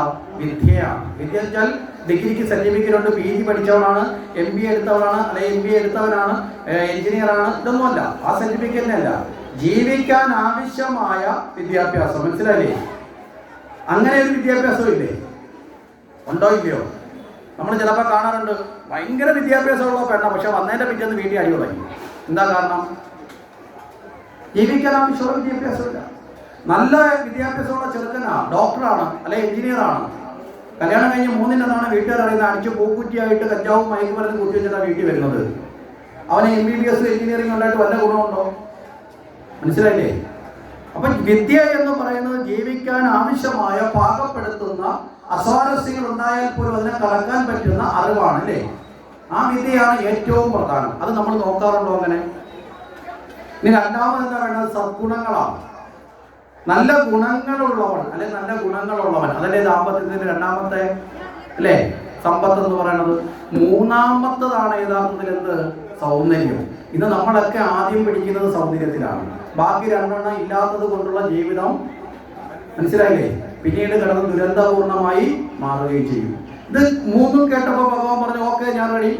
കാരണം ഇത് 3 ഉണ്ടെങ്കിൽ പിന്നെ സംശയിക്കേണ്ട കാര്യമില്ല. നേരെ ഭഗവാൻ പറഞ്ഞു, വന്നോളാം. ദൂതനെ വിട്ടു. ദൂതൻ ഇവിടെ വന്നു, രുക്മിണിയോട് പറഞ്ഞു. രുക്മിണി 2 കൈയും കൂപ്പി ദൂതനെ നമസ്കരിച്ചു. കാരണം ഒരാൾക്ക് കൊടുക്കാവുന്നതിൽ ഏറ്റവും വലിയ സമ്മാനം എന്താ? ബഹുമാനമാണ് അല്ലേ? വേറെ ഏത് വസ്തു കൊടുക്കുന്നതിനേക്കാളും വലിയ സമ്മാനം ബഹുമാനമാണ്. ആ ബഹുമാനം കൊടുത്ത് നമസ്കരിച്ചു. അത് കഴിഞ്ഞിട്ട് നേരെ ആ ഭഗവാൻ പറഞ്ഞ വാക്കും പ്രകാരം തന്നെ ഭഗവാൻ വളരെ വേഗത്തിൽ, കാരണം അവിടെ യഥാർത്ഥത്തിൽ ബലരാമനൊന്നും സ്ഥലത്തില്ല, ബലരാമനെ കാത്തിരുന്ന സമയം പോവും. ഭഗവാൻ തന്റെ മന്ത്രിയായ ദാരുകനോട് പറഞ്ഞു, ഒരു സ്ഥലം വരെ പോണ രഹസ്യമോ വേറെ ആരോടും പറയണ്ട, നമുക്ക് പോയിട്ട് വരാം. കാര്യം എന്താ? പെണ്ണിനെ തട്ടിക്കൊണ്ടുവരാൻ പോകുന്നതാണല്ലോ, പരസ്യമായിട്ട് പറഞ്ഞിട്ട് പോകാൻ പറ്റത്തില്ലല്ലോ. വളരെ രഹസ്യമായിട്ട് നേരെ ഇവിടെ വന്നു. ഭീഷ്മകന്റെ കൊട്ടാരത്തിൽ വന്നു. ഭീഷ്മകൻ നേരെ വന്നു ഭഗവാനെ സൽക്കരിച്ചു. ഭഗവാനെ ഭീഷ്മകനൊന്നും അറിയുന്നില്ല, രുക്മി വിളിച്ചിട്ടുണ്ടോ ഇതൊന്നും ആരറിയുന്നില്ല. ഭീഷ്മ അറിഞ്ഞില്ല. ഭീഷ്മകൻ വിളിച്ചു, കൊണ്ടുവന്ന് താമസിക്കാനുള്ള ഏർപ്പാടൊക്കെ ചെയ്തു. ഇതേ സമയത്ത് രുക്മി അറിഞ്ഞു കൃഷ്ണൻ വന്നിട്ടുണ്ട്. ഇഷ്ടമില്ലാത്ത ആളാണെങ്കിലും കൃഷ്ണൻ വന്നിട്ടുണ്ട്. പക്ഷെ വന്നിട്ടുണ്ടെങ്കിലും രുക്മി ഇടപെട്ടില്ല. എന്താ കാര്യം? രുക്മിയുടെ മനസ്സിലൊരു കുതന്ത്രം ഉടലെടുത്തു. കല്യാണ പന്തലിൽ വന്നിരിക്കുമ്പോൾ എല്ലാ ആൾക്കാരും വരുമല്ലോ, നാട്ടിലെല്ലാവരും വന്നിരിക്കുന്ന സമയത്ത് ഈ പന്തലിൽ നിന്ന് കൃഷ്ണനെ ആക്ഷേപിച്ചിറക്കി വിടണം. നിന്നെ ആരെ വിളിച്ചിട്ടാണ് ഇവിടെ വന്നത്? കല്യാണത്തിന് വരൻ എന്ന നിലയിൽ വന്നിരിക്കാനുള്ള യോഗ്യത നിനക്ക് ഉണ്ടാവണമെങ്കിൽ ഞങ്ങൾ വിളിക്കണം. ഞങ്ങൾ വിളിച്ചിട്ടില്ല. മനസ്സിലായില്ലേ? അപ്പൊ പരസ്യമായിട്ട് ഒരാളെ അപമാനിക്കുക എന്ന് പറഞ്ഞാൽ കൊല്ലുന്നതിന് തുല്യമല്ലേ? അപ്പൊ നമ്മൾ ഒരാളെ പരസ്യമായിട്ട് ഒരു സദസ്സിലെത്തി അവമാനിച്ചാൽ നമ്മൾ പറയത്തില്ലേ, ഓ ഇതിനേക്കാൾ നല്ലത് എന്നെയും കൊല്ലുന്നതാണ്, പറയത്തില്ലയോ ഒരാളെ? അപ്പൊ അതേ കണക്ക് ഭഗവാനെ അത്തരത്തിൽ അപമാനിച്ചു വിടണമെന്ന് ആരാണ് വിചാരിച്ചു? രുക്മി വിചാരിച്ചു. അതുകൊണ്ട് രുക്മി വിചാരിച്ചു സമയം വരട്ടെ എന്ന് വെച്ചു. ഭഗവാന് രുക്മിണിയാണെങ്കിൽ ഇതിനു മുമ്പ് തന്നെ കാര്യങ്ങളൊക്കെ കൃത്യമാക്കി വെച്ചിട്ടുണ്ട്. രുക്മിണി തന്നെ ദൂതനോട് പറഞ്ഞിട്ടുണ്ട് എങ്ങനെ എന്നെ അടിച്ചുകൊണ്ട് പോകണമെന്നുള്ള കാര്യമൊക്കെ. മനസ്സിലായില്ലേ? ഇത് നാട്ടിൽ പൊതുവിൽ കാണുന്ന ഒരു സമ്പ്രദായമാണ്. ആദ്യം പോയി ചെറുക്കൻ അങ്ങോട്ട് ഇട്ടും പിന്നെ ചെറുക്കനെ കൊണ്ട് പെണ്ണും പോകും. പക്ഷെ നമ്മുടെ നാട്ടിൽ പറയുന്നത് തിരിച്ചാണ്. എന്താ? ഇന്ന വീട്ടിലെ ചെറുക്കൻ ഇന്ന പെണ്ണിനെയും കൊണ്ട് ഒളിച്ചോടി എന്ന് പറയും. സംഭവം തിരിച്ചാണ്. അങ്ങോട്ട് പോയി ചൂണ്ടയിടുന്നത് പെണ്ണാണ്, ആ ചെറുക്കനാണ്. പക്ഷെ ചൂണ്ടയും വലിച്ച് വെള്ളത്തിൽ ചെറുക്കനെയും കൂടെ പിടിച്ചിടുന്ന ആരാ? അത് പെണ്ണായിരിക്കും. കാര്യം എന്താ? എനിക്ക് വേറെ ആലോചന വരുന്നുണ്ട്, അങ്ങനെ വരുന്നുണ്ട്, ഇങ്ങനെ വരുന്നുണ്ട്, ഇപ്പൊ കെട്ടിക്കോണം, ഇതൊക്കെ പറഞ്ഞ് പിടി വിടാതെ പിടി. മനസ്സിലായില്ലേ? ആണുങ്ങളെ സംബന്ധിച്ചുള്ള പിടി അങ്ങനെയല്ല. പിടിച്ചു കഴിഞ്ഞാൽ ഇച്ചിരി കഴിഞ്ഞാൽ ചിലപ്പോൾ വിട്ടിട്ടൊക്കെ അതങ്ങനെയാണ്. അത് പൊതുവിലുള്ള കുറച്ച് ഗുണ സ്വഭാവത്തിൽപ്പെടുന്ന ഒന്നാണ്. പക്ഷെ സ്ത്രീകളെ സംബന്ധിച്ചും അങ്ങനെയല്ല. അവര് സ്നേഹങ്ങൾക്ക് അങ്ങനെയുള്ള മൃദുല വികാരം കുറെ താല്പര്യങ്ങൾ, സ്നേഹം, ദയ, കാരുണ്യം, ഇതൊക്കെ കുറച്ച് വൈകാരികമായി പ്രതികരിക്കുന്നവരാണ് ആര്? സ്ത്രീകളെന്ന് പറയുന്നത്. അത് ഞാൻ മോശപ്പെടുത്തി പറഞ്ഞാൽ ഗുണമെന്നുള്ള നിലത്തിൽ പറഞ്ഞാണ്. അപ്പൊ അതുകൊണ്ട് തന്നെ ഇവിടെ രുക്മിണി കൃത്യമായി പറഞ്ഞു കൊടുത്തു. അതിന് പ്രകാരം ആ ഭഗവാന്റെ വിവാഹത്തിന്റെ തലേ ദിവസം, രുക്മിണിയുടെ വിവാഹത്തിന്റെ തലേ ദിവസം, സ്വയംവരത്തിന്റെ തലേ ദിവസം പാർവതി ദേവിയെ പോയി തൊഴുതു നമസ്കരിച്ച് തിരിച്ചിറങ്ങിയാണ്. തൊഴുന്നാൾ നല്ല ആളാണ്. പാർവതിയുടെ പ്രത്യേകത ഇതിനേക്കാളും വലിയ പ്രേമം ഇല്ലേ? അവസാനം ശിവഭഗവാനെ തപസ്സിൽ നിന്ന് വരെ ഉണർത്തി സ്വന്തമായി നേടിയ ആളാണ് ആര്? പാർവതി. ആ പാർവതി ദേവിയെ കണ്ട് നമസ്കരിച്ച് അത് കഴിഞ്ഞിട്ട് നേരെ ഈ ദൂതനെ നോക്കി, ദൂതൻ പറഞ്ഞു ഞാൻ കണ്ട കൃഷ്ണൻ തൊണ്ട് അവിടെ വന്നിട്ടുണ്ടെന്നൊക്കെ പറഞ്ഞു. ദൂതൻ അവിടുത്തെ പൂജാരിയാണല്ലോ. ഈ കാര്യങ്ങളൊക്കെ ഓക്കെയായി പുറത്തേക്ക് ഇറങ്ങുന്ന സമയത്ത് തനിക്ക് ഏറ്റവും അടുപ്പമുള്ള തോഴിമാർ മാത്രമാണ് കൂടെ ഉള്ളത്. അവർക്കറിയാം ഇതൊക്കെ സംഭവിക്കുമെന്ന്. അവരുടെ സഹായത്തോടു കൂടി അവിടേക്ക് പാഞ്ഞു വന്നത് ആരുവിന്റെ രഥത്തിലിരുന്ന് പാഞ്ഞു വന്ന ഭഗവാന്റെ കൈകളിലേക്ക് ചാടിപ്പിടിച്ച് രുക്മിണിയുടെ ഒറ്റ കുതിപ്പിൽ അവിടെ എത്തി ഭഗവാന്റെ മാരണത്തിലേക്ക് ചേർന്നു. ഈ സമയത്ത് ചില ദൂതന്മാർ ഓടിച്ചെന്ന് ശിശുപാലനോട്, ശിശുപാലൻ നേരത്തെ വന്ന് താമസം തുടങ്ങി അവിടെ കല്യാണം കഴിക്കും, ബന്ധുക്കളാവാൻ പോവാണല്ലോ. ശിശുപാലനോട് രുക്മിയോട് ചെന്ന് പറഞ്ഞു, ദേ കൃഷ്ണൻ രുക്മിണിയെ കൊണ്ടുപോകുന്നു എന്ന് പറഞ്ഞു. ശിശുപാലന് അപമാനം കൊണ്ട് ദേഷ്യമായി. കാര്യം നാട്ടിലെല്ലായിടത്തും പറഞ്ഞിട്ടാണ് വന്നത്, ഞാനാണ് രുക്മിണിയെ കെട്ടുന്നത്. പിന്നെയോ മണിയറ വരെ ഒരുക്കിയിട്ടാണ് വന്നത്. അത്ര ഉറപ്പിലാണ് ആര് വരുന്നത്? ഇവിടെ ശിശുപാലൻ വന്നിട്ടുള്ളത്. ശിശുപാലൻ രുക്മിയോട് ചോദിച്ചു, നീ എന്തിനാണ് ഇനി ജീവിച്ചിരിക്കുന്നത്? പറഞ്ഞ വാക്ക് പാലിക്കാൻ കഴിവില്ലാത്ത നീ ഇനി ആണെന്ന് പറഞ്ഞ് ജീവിച്ചിരിക്കണോ? നീ എന്താണ് പറഞ്ഞത്? നിന്റെ പെങ്ങളെ എനിക്കുള്ളതാണെന്ന് പറഞ്ഞിട്ട് ഇപ്പൊ നാട്ടുകാരെ കൊണ്ടുപോയില്ലടാ. നീ എന്തേ പറഞ്ഞ കൃഷ്ണൻ വരുന്നില്ല? അവൻ വന്നപ്പോ നീ അന്നേരം വിലക്ക് ഞാൻ പറഞ്ഞല്ലേ, നീ ഇറക്കി വിട്ടോ, വിട്ടില്ല. നീ അന്നേരം പറഞ്ഞത് എല്ലാവരെയും മുമ്പിൽ വെച്ച് അപമാനിക്കാം. ഇപ്പൊ നിന്റെ പ്ലാൻ എല്ലാം പൊളിഞ്ഞല്ലോ, അവളെയും കൊണ്ടുപോയല്ലോ. ഇത് കേട്ടപ്പോഴത്തേക്ക് രുക്മി ഒരു ശപഥം ചെയ്തു, അവളെയും കൊണ്ടല്ലാതെ ഞാൻ തിരിച്ചു വരുന്നില്ല. കൃഷ്ണ, കംസന്റെ കണക്കല്ല, ഞാൻ നിന്നെ കൊല്ലും, ഉറപ്പാണെന്ന്. നിന്നെ കൊന്ന് ഞാൻ രുക്മിണിയെ കൊണ്ടുവരും. എന്നിട്ട് ശിശുപാലനോട് ചോദിച്ചു, പിടിച്ചോന്ന് വന്നാൽ സ്വീകരിക്കോ? ശിശുപാലൻ പറഞ്ഞു, അയ്യാ റെഡി, എങ്ങനെ വന്നാലും വേണ്ടിയില്ല, ഞാൻ റെഡി. മനസ്സിലായില്ലേ? അതിന് ശിശുപാലൻ തയ്യാറാണെന്ന് രുക്മി നേരെ രഥം കൂട്ടി നേരെ പോയി ഭഗവാനെ തടഞ്ഞു. ഭഗവാനുമായി ഘോര യുദ്ധം. ശിശുപാലന്റെ സൈന്യവും രുക്മിയുടെ സൈന്യവും ഭഗവാനുമായി യുദ്ധം ആരംഭിച്ചു. ഇതേ സമയത്ത് തന്നെ ഭഗവാൻ വിദർഭയിലേക്ക് പുറപ്പെട്ടു എന്ന് അറിഞ്ഞിട്ട് ബലരാമൻ അവിടുന്ന് സൈന്യമായിട്ട് ഇങ്ങോട്ടേക്ക് വരുന്നുണ്ട്. കാരണം ബലരാമൻ അറിയാം ഈ രുക്മി അത്ര ആള് ശരിയല്ല, ശിശുപാലൻ ഇവിടെ വരുന്നു എന്നുള്ള വൃത്താന്തമൊക്കെ ബലരാമൻ കേട്ടിട്ടുണ്ട്. അതുകൊണ്ട് തന്നെ തൻ്റെ അനുജനോടുള്ള മമത കൊണ്ട്, സ്നേഹം കൊണ്ട് അവിടെ ബലരാമനും അവിടേക്ക് വന്നു. അങ്ങനെ ഘോരമായ യുദ്ധത്തിന്റെ ഒടുവിൽ അവിടെ രുക്മിയെ പിടിച്ചു കെട്ടി നിർത്തുന്ന സമയത്ത് ഈ രുക്മിയെ വധിക്കാൻ വേണ്ടി ഭഗവാൻ ആയുധം. ഈ സമയത്ത് രുക്മിണി കൈകൂപ്പി. കാരണം എന്താ? സഹോദരനാണല്ലോ. ഈ അവസരം മുതലാക്കിക്കൊണ്ട് ബലരാമൻ കയറി ഇടപെട്ടു. ബലരാമൻ പറഞ്ഞു, കൃഷ്ണ അരുത്, രുക്മിയെ വധിക്കരുത്. അവനിപ്പോ നമ്മുടെ ബന്ധുവാണ്. നീ രുക്മിണിയെ സ്വീകരിച്ചതോടുകൂടി രുക്മിണിയുടെ സഹോദരൻ നമ്മുടെ ബന്ധുവാണ്. അപ്പോൾ ആ ബന്ധുവിനെ വധിക്കുമ്പോൾ, സഹോദരനെ വധിക്കുമ്പോൾ അതിന്റെ ദുഃഖം ആർക്കുണ്ടാവും? രുക്മിണിക്ക് ഉണ്ടാവും. ഈ മംഗള സമയത്ത് ആ ദുഃഖത്തിലേക്ക് ആരെ കൊണ്ടുപോകുന്നത്? രുക്മിണി കൊണ്ട്. ഇവിടെ രണ്ടുദ്ദേശമുണ്ട്. രുക്മിണിയുടെ പ്രാർത്ഥനയെ അംഗീകരിച്ചുകൊണ്ട് ഭഗവാനെ തടഞ്ഞു. മനസ്സിലായില്ലേ? രണ്ടാമത്തെ ഉദ്ദേശം തൻ്റെ ശിഷ്യനെ രക്ഷിക്കുക എന്നൊരു ദൗത്യം കൂടി ആരെടുത്തെടുത്തു? അവിടെ ബലരാമൻ ഏറ്റെടുത്തു. പക്ഷെ അതൊന്നും കൊണ്ട് കഥ തീരത്തില്ല. കാരണം എന്താ? ദുഷ്ടന്മാരെപ്പോഴും എത്ര അവസരം കൊടുത്താലും നന്നാവില്ല. ഇതേ രുക്മി പിന്നീട് ബലരാമന്റെ കൈകൊണ്ട് അടികൊണ്ടാ ചാവുന്നത്. ഒരിക്കൽ രക്ഷിച്ച ബലരാമൻ തന്നെ പിന്നൊരിക്കൽ വലയ്ക്കേക്ക് അടിച്ചു പോകുന്നു. എന്താ കാര്യം? ഇച്ചിരി വെള്ളം അടിച്ചപ്പോൾ ഗുരുവിനെ ചെന്ന് ഈത്ത ഒഴിച്ചു. മനസ്സിലായി? വഴക്കുണ്ടാക്കി. അന്ന് വലയ്ക്കേക്ക് അടിച്ചു പോകുന്നു. പിന്നീടത്തെ കഥയാണെങ്കിൽ ഇവിടെ പറഞ്ഞു. അപ്പോൾ ഇവിടെ അത്തരത്തിൽ നേരെ മോചിപ്പിച്ചു. അങ്ങനെ ആ മോചിപ്പിച്ച സമയത്ത് ഭഗവാൻ ഒരു കാര്യം കൂടി ചെയ്തു, വികൃതമാക്കി രൂപം. അതായത് പകുതി പൊടിയും മീശയൊക്കെ വടിച്ചു കളഞ്ഞു. കാരണം എന്താ? വികൃതമാക്കുക വെച്ചാൽ അപമാനിച്ചു. അപ്പം നമ്മൾ മുമ്പേ പറഞ്ഞത് ഭഗവാനെ അപമാനിക്കാൻ കാത്തിരുന്നതാണ്. ഭഗവാൻ അതേ രീതിയിൽ തന്നെ അപമാനിച്ച് തിരിച്ച് അയച്ചു. ഇത് കഴിഞ്ഞ് നേരെ രുക്മിയെ കൂട്ടിക്കൊണ്ട് നേരെ അവിടെ ദ്വാരകയിലെത്തി മാതാപിതാക്കളുടെ അനുവാദത്തോടു കൂടി അവിടെ രുക്മിണിയെ വൈദികമായി വിധി പ്രകാരം വിവാഹം കഴിച്ചു. മനസ്സിലായില്ലേ? അപ്രകാരം വിവാഹവും നടന്നു. ഇനി ഈ രുക്മിണി സ്വയംവരം നമ്മൾ നോക്കിയാൽ യഥാർത്ഥത്തിൽ സ്വയംവരം എന്ന വാക്ക് അവിടെ യഥാർത്ഥത്തിൽ നടന്നിട്ടുണ്ടോ? ഇല്ല. യഥാർത്ഥത്തിൽ നടന്ന സാധാരണഗതിയിലുള്ള കല്യാണം തന്നെയാണ്, അല്ലേ? ഒരുപാട് വരന്മാരൊന്നും ഇല്ലാത്തടത്ത് ഇഷ്ടമുള്ള ആള് കല്യാണം കഴിച്ചു. അതാണ് നടന്നത്. പിന്നെ ഈ സ്വയംവരം എന്ന വാക്ക് ഭാഗവത്തിൽ എന്നിങ്ങനെ എഴുതി വെച്ചേക്കുന്നു. ആ വാക്കിന്റെ അർത്ഥം നമ്മൾ എടുക്കേണ്ടത്, വിവാഹത്തിലല്ല രുക്മിണി ഭഗവാനെ വരിച്ചത്. കൃഷ്ണനെ കുറിച്ച് കേട്ട നാള് മുതൽ സ്വയം വരിച്ചു. മനസ്സിലല്ലേ? സ്വന്തം മനസ്സിൽ തന്നെയല്ലേ കൃഷ്ണനെ തന്നെ മതി എന്ന് തീരുമാനമെടുത്തത്? അതാണ് അവിടുത്തെ സ്വയംവരം. അപ്പൊ കേവലം കല്യാണ സ്വയംവരമല്ല. മനസ്സിലാവുന്നുണ്ടോ? ആ ഭഗവാനെ കുറിച്ച് കേട്ട നാള് മുതൽ ഭഗവാനോടുള്ള സ്നേഹവും ആദരവും ഭക്തിയും വളർന്നതിനെയാണ് സ്വയംവരം എന്ന് പറഞ്ഞത്. ഇനി രുക്മിണി ആരാണെന്ന് നമ്മളൊക്കെ ചിന്തിക്കാം. രുക്മിണി ജീവന്റെ പ്രതീകമാണ്. മനസ്സിലായില്ലേ? ഈ ജീവനെ ചുറ്റുമുള്ളതിലേക്ക് ബന്ധിപ്പിക്കാനും വരയ്ക്കാനും എപ്പോഴും 5 ഇന്ദ്രിയങ്ങൾ ഉണ്ടാവും. ആ 5 ഇന്ദ്രിയങ്ങളാണ് ആരൊക്കെ? 5 സഹോദരന്മാർ. മനസ്സിലായില്ലേ? അതിലേറ്റവും ബലിഷ്ഠനായിട്ട് ജീവനെ നിയന്ത്രിക്കാൻ ശ്രമിക്കുന്നതാണ് നാവ്. നാവിന്റെ പ്രതീകമാണ് ആര്? രുക്മി. അതുകൊണ്ടാണ് ഭഗവാനെ അധിക്ഷേപിക്കാതെ. നാവിന്റെ സ്വഭാവമാണ് മധുരമായതും മോശമായതും രണ്ടും ആരാണ് ഉപയോഗിക്കുന്ന? ഒരാൾക്ക് നാവാണ്, അല്ലേ? നല്ലതും പറയും, മോശവും പറയും. അപ്പൊ തനിക്ക് പ്രിയം പറയുന്ന ആരോട്? ദുർജനങ്ങളോട്. നല്ലവരോട് മോശം പറയും. അതാണ് അധിക്ഷേപിക്കുക എന്ന് പറഞ്ഞാൽ രുക്മി എന്ന് പറയുന്നത് നാവിന്റെ തത്വമാണ്. ഇനി അത്തരത്തിലുള്ള ജീവൻ എങ്ങനെയാണ് ഭഗവാനെ നേടിയത് എന്ന് നമ്മൾ ചിന്തിച്ചാൽ, ഇവിടെയാണ് ഇന്നലെ നമ്മൾ പറഞ്ഞ നവതാഭക്തി നമ്മൾ എടുക്കേണ്ടത്. നവതാഭക്തി എന്താ? ശ്രവണം, കീർത്തനം, വിഷ്ണു സ്മരണം, പാദസേവനം, അർച്ചനം, വന്ദനം, ദാസ്യം, സഖ്യമാത്മ നിവേദനം. ഭഗവാനെ കുറിച്ച് കേട്ടല്ലേ രുക്മിണിക്ക് താല്പര്യം വന്നത് അല്ലേ? മനസ്സിലാവുന്നുണ്ടോ?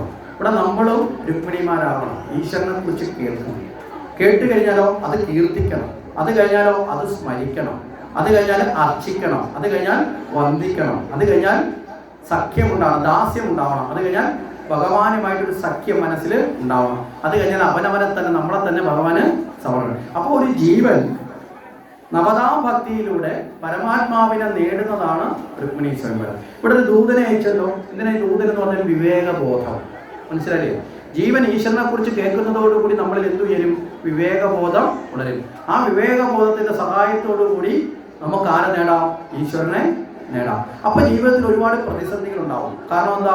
ഈശ്വരനെ നേടാൻ പോകുമ്പോൾ ഭൗതികമായ വിഷയങ്ങൾ നമുക്ക് തടസ്സമായി വരും. ആ ഭൗതികമായ വിഷയങ്ങളിൽ നിന്നൊക്കെ അതിജീവിക്കണമെങ്കിൽ എന്ത് വേണം? ഭക്തിയിലേക്ക് ഉറയ്ക്കണം, ആ നിഷ്ഠ. അതിനെ അല്ലാതെ മറ്റും. അതുപോലെ നമ്മുടെ ജീവിതത്തിൽ ഈശ്വരനെ നേടുക എന്നത് പരമലക്ഷ്യമായി രുക്മിണി അങ്ങനെയല്ലേ ഭഗവാനെ നേടാൻ ആഗ്രഹിച്ചത് അല്ലേ? മറ്റൊരു പരിഹാരമില്ല. ആരെ നേടണം? ഈശ്വരനെ. എത്ര ജന്മം, അതുപോലെ ഇനി എത്ര ജന്മം ജനിക്കേണ്ടി വന്നാലും ഈ ജീവൻ പൂർണ്ണമാകണമെങ്കിൽ ഈശ്വരനെ നേടണം എന്നുള്ള ഒരു വൃതനിഷ്ഠയിലേക്ക് നമ്മൾ ഉയർന്നാൽ നമ്മളെല്ലാവരും രുക്മിണിമാരായി മാറും. പറഞ്ഞു മനസ്സിലായില്ലേ? ഇത് പഠിപ്പിക്കാനാണ് രുക്മിണീ സ്വയംവരം. പരീക്ഷത്തിനോട് പറയാണ്, പരീക്ഷത്തെ ഈ നിലയിൽ നവതാഭക്തി കൊണ്ട് നീ ഇപ്പൊ കേട്ടുകൊണ്ടിരിക്കലേ ഭാഗവതം, കൂടുതൽ കേട്ട് ആ കേൾക്കുന്നതിന് നീ കീർത്തിച്ച് അർച്ചിച്ച് വന്ദിച്ച് സത്യം ദാസ്യം ആത്മവേദനം ചെയ്ത് നിനക്ക് ആരെ നേടാം? ഭഗവാനെ നേടാം. അന്ത്യകാലയെ നാരായണ സ്മൃതിയിലേക്ക് എത്താം. അപ്പൊ ഈ ഒരു തത്വത്തിലാണ് എന്ന നിലയിൽ നമ്മൾ മനസ്സിലാക്കുക.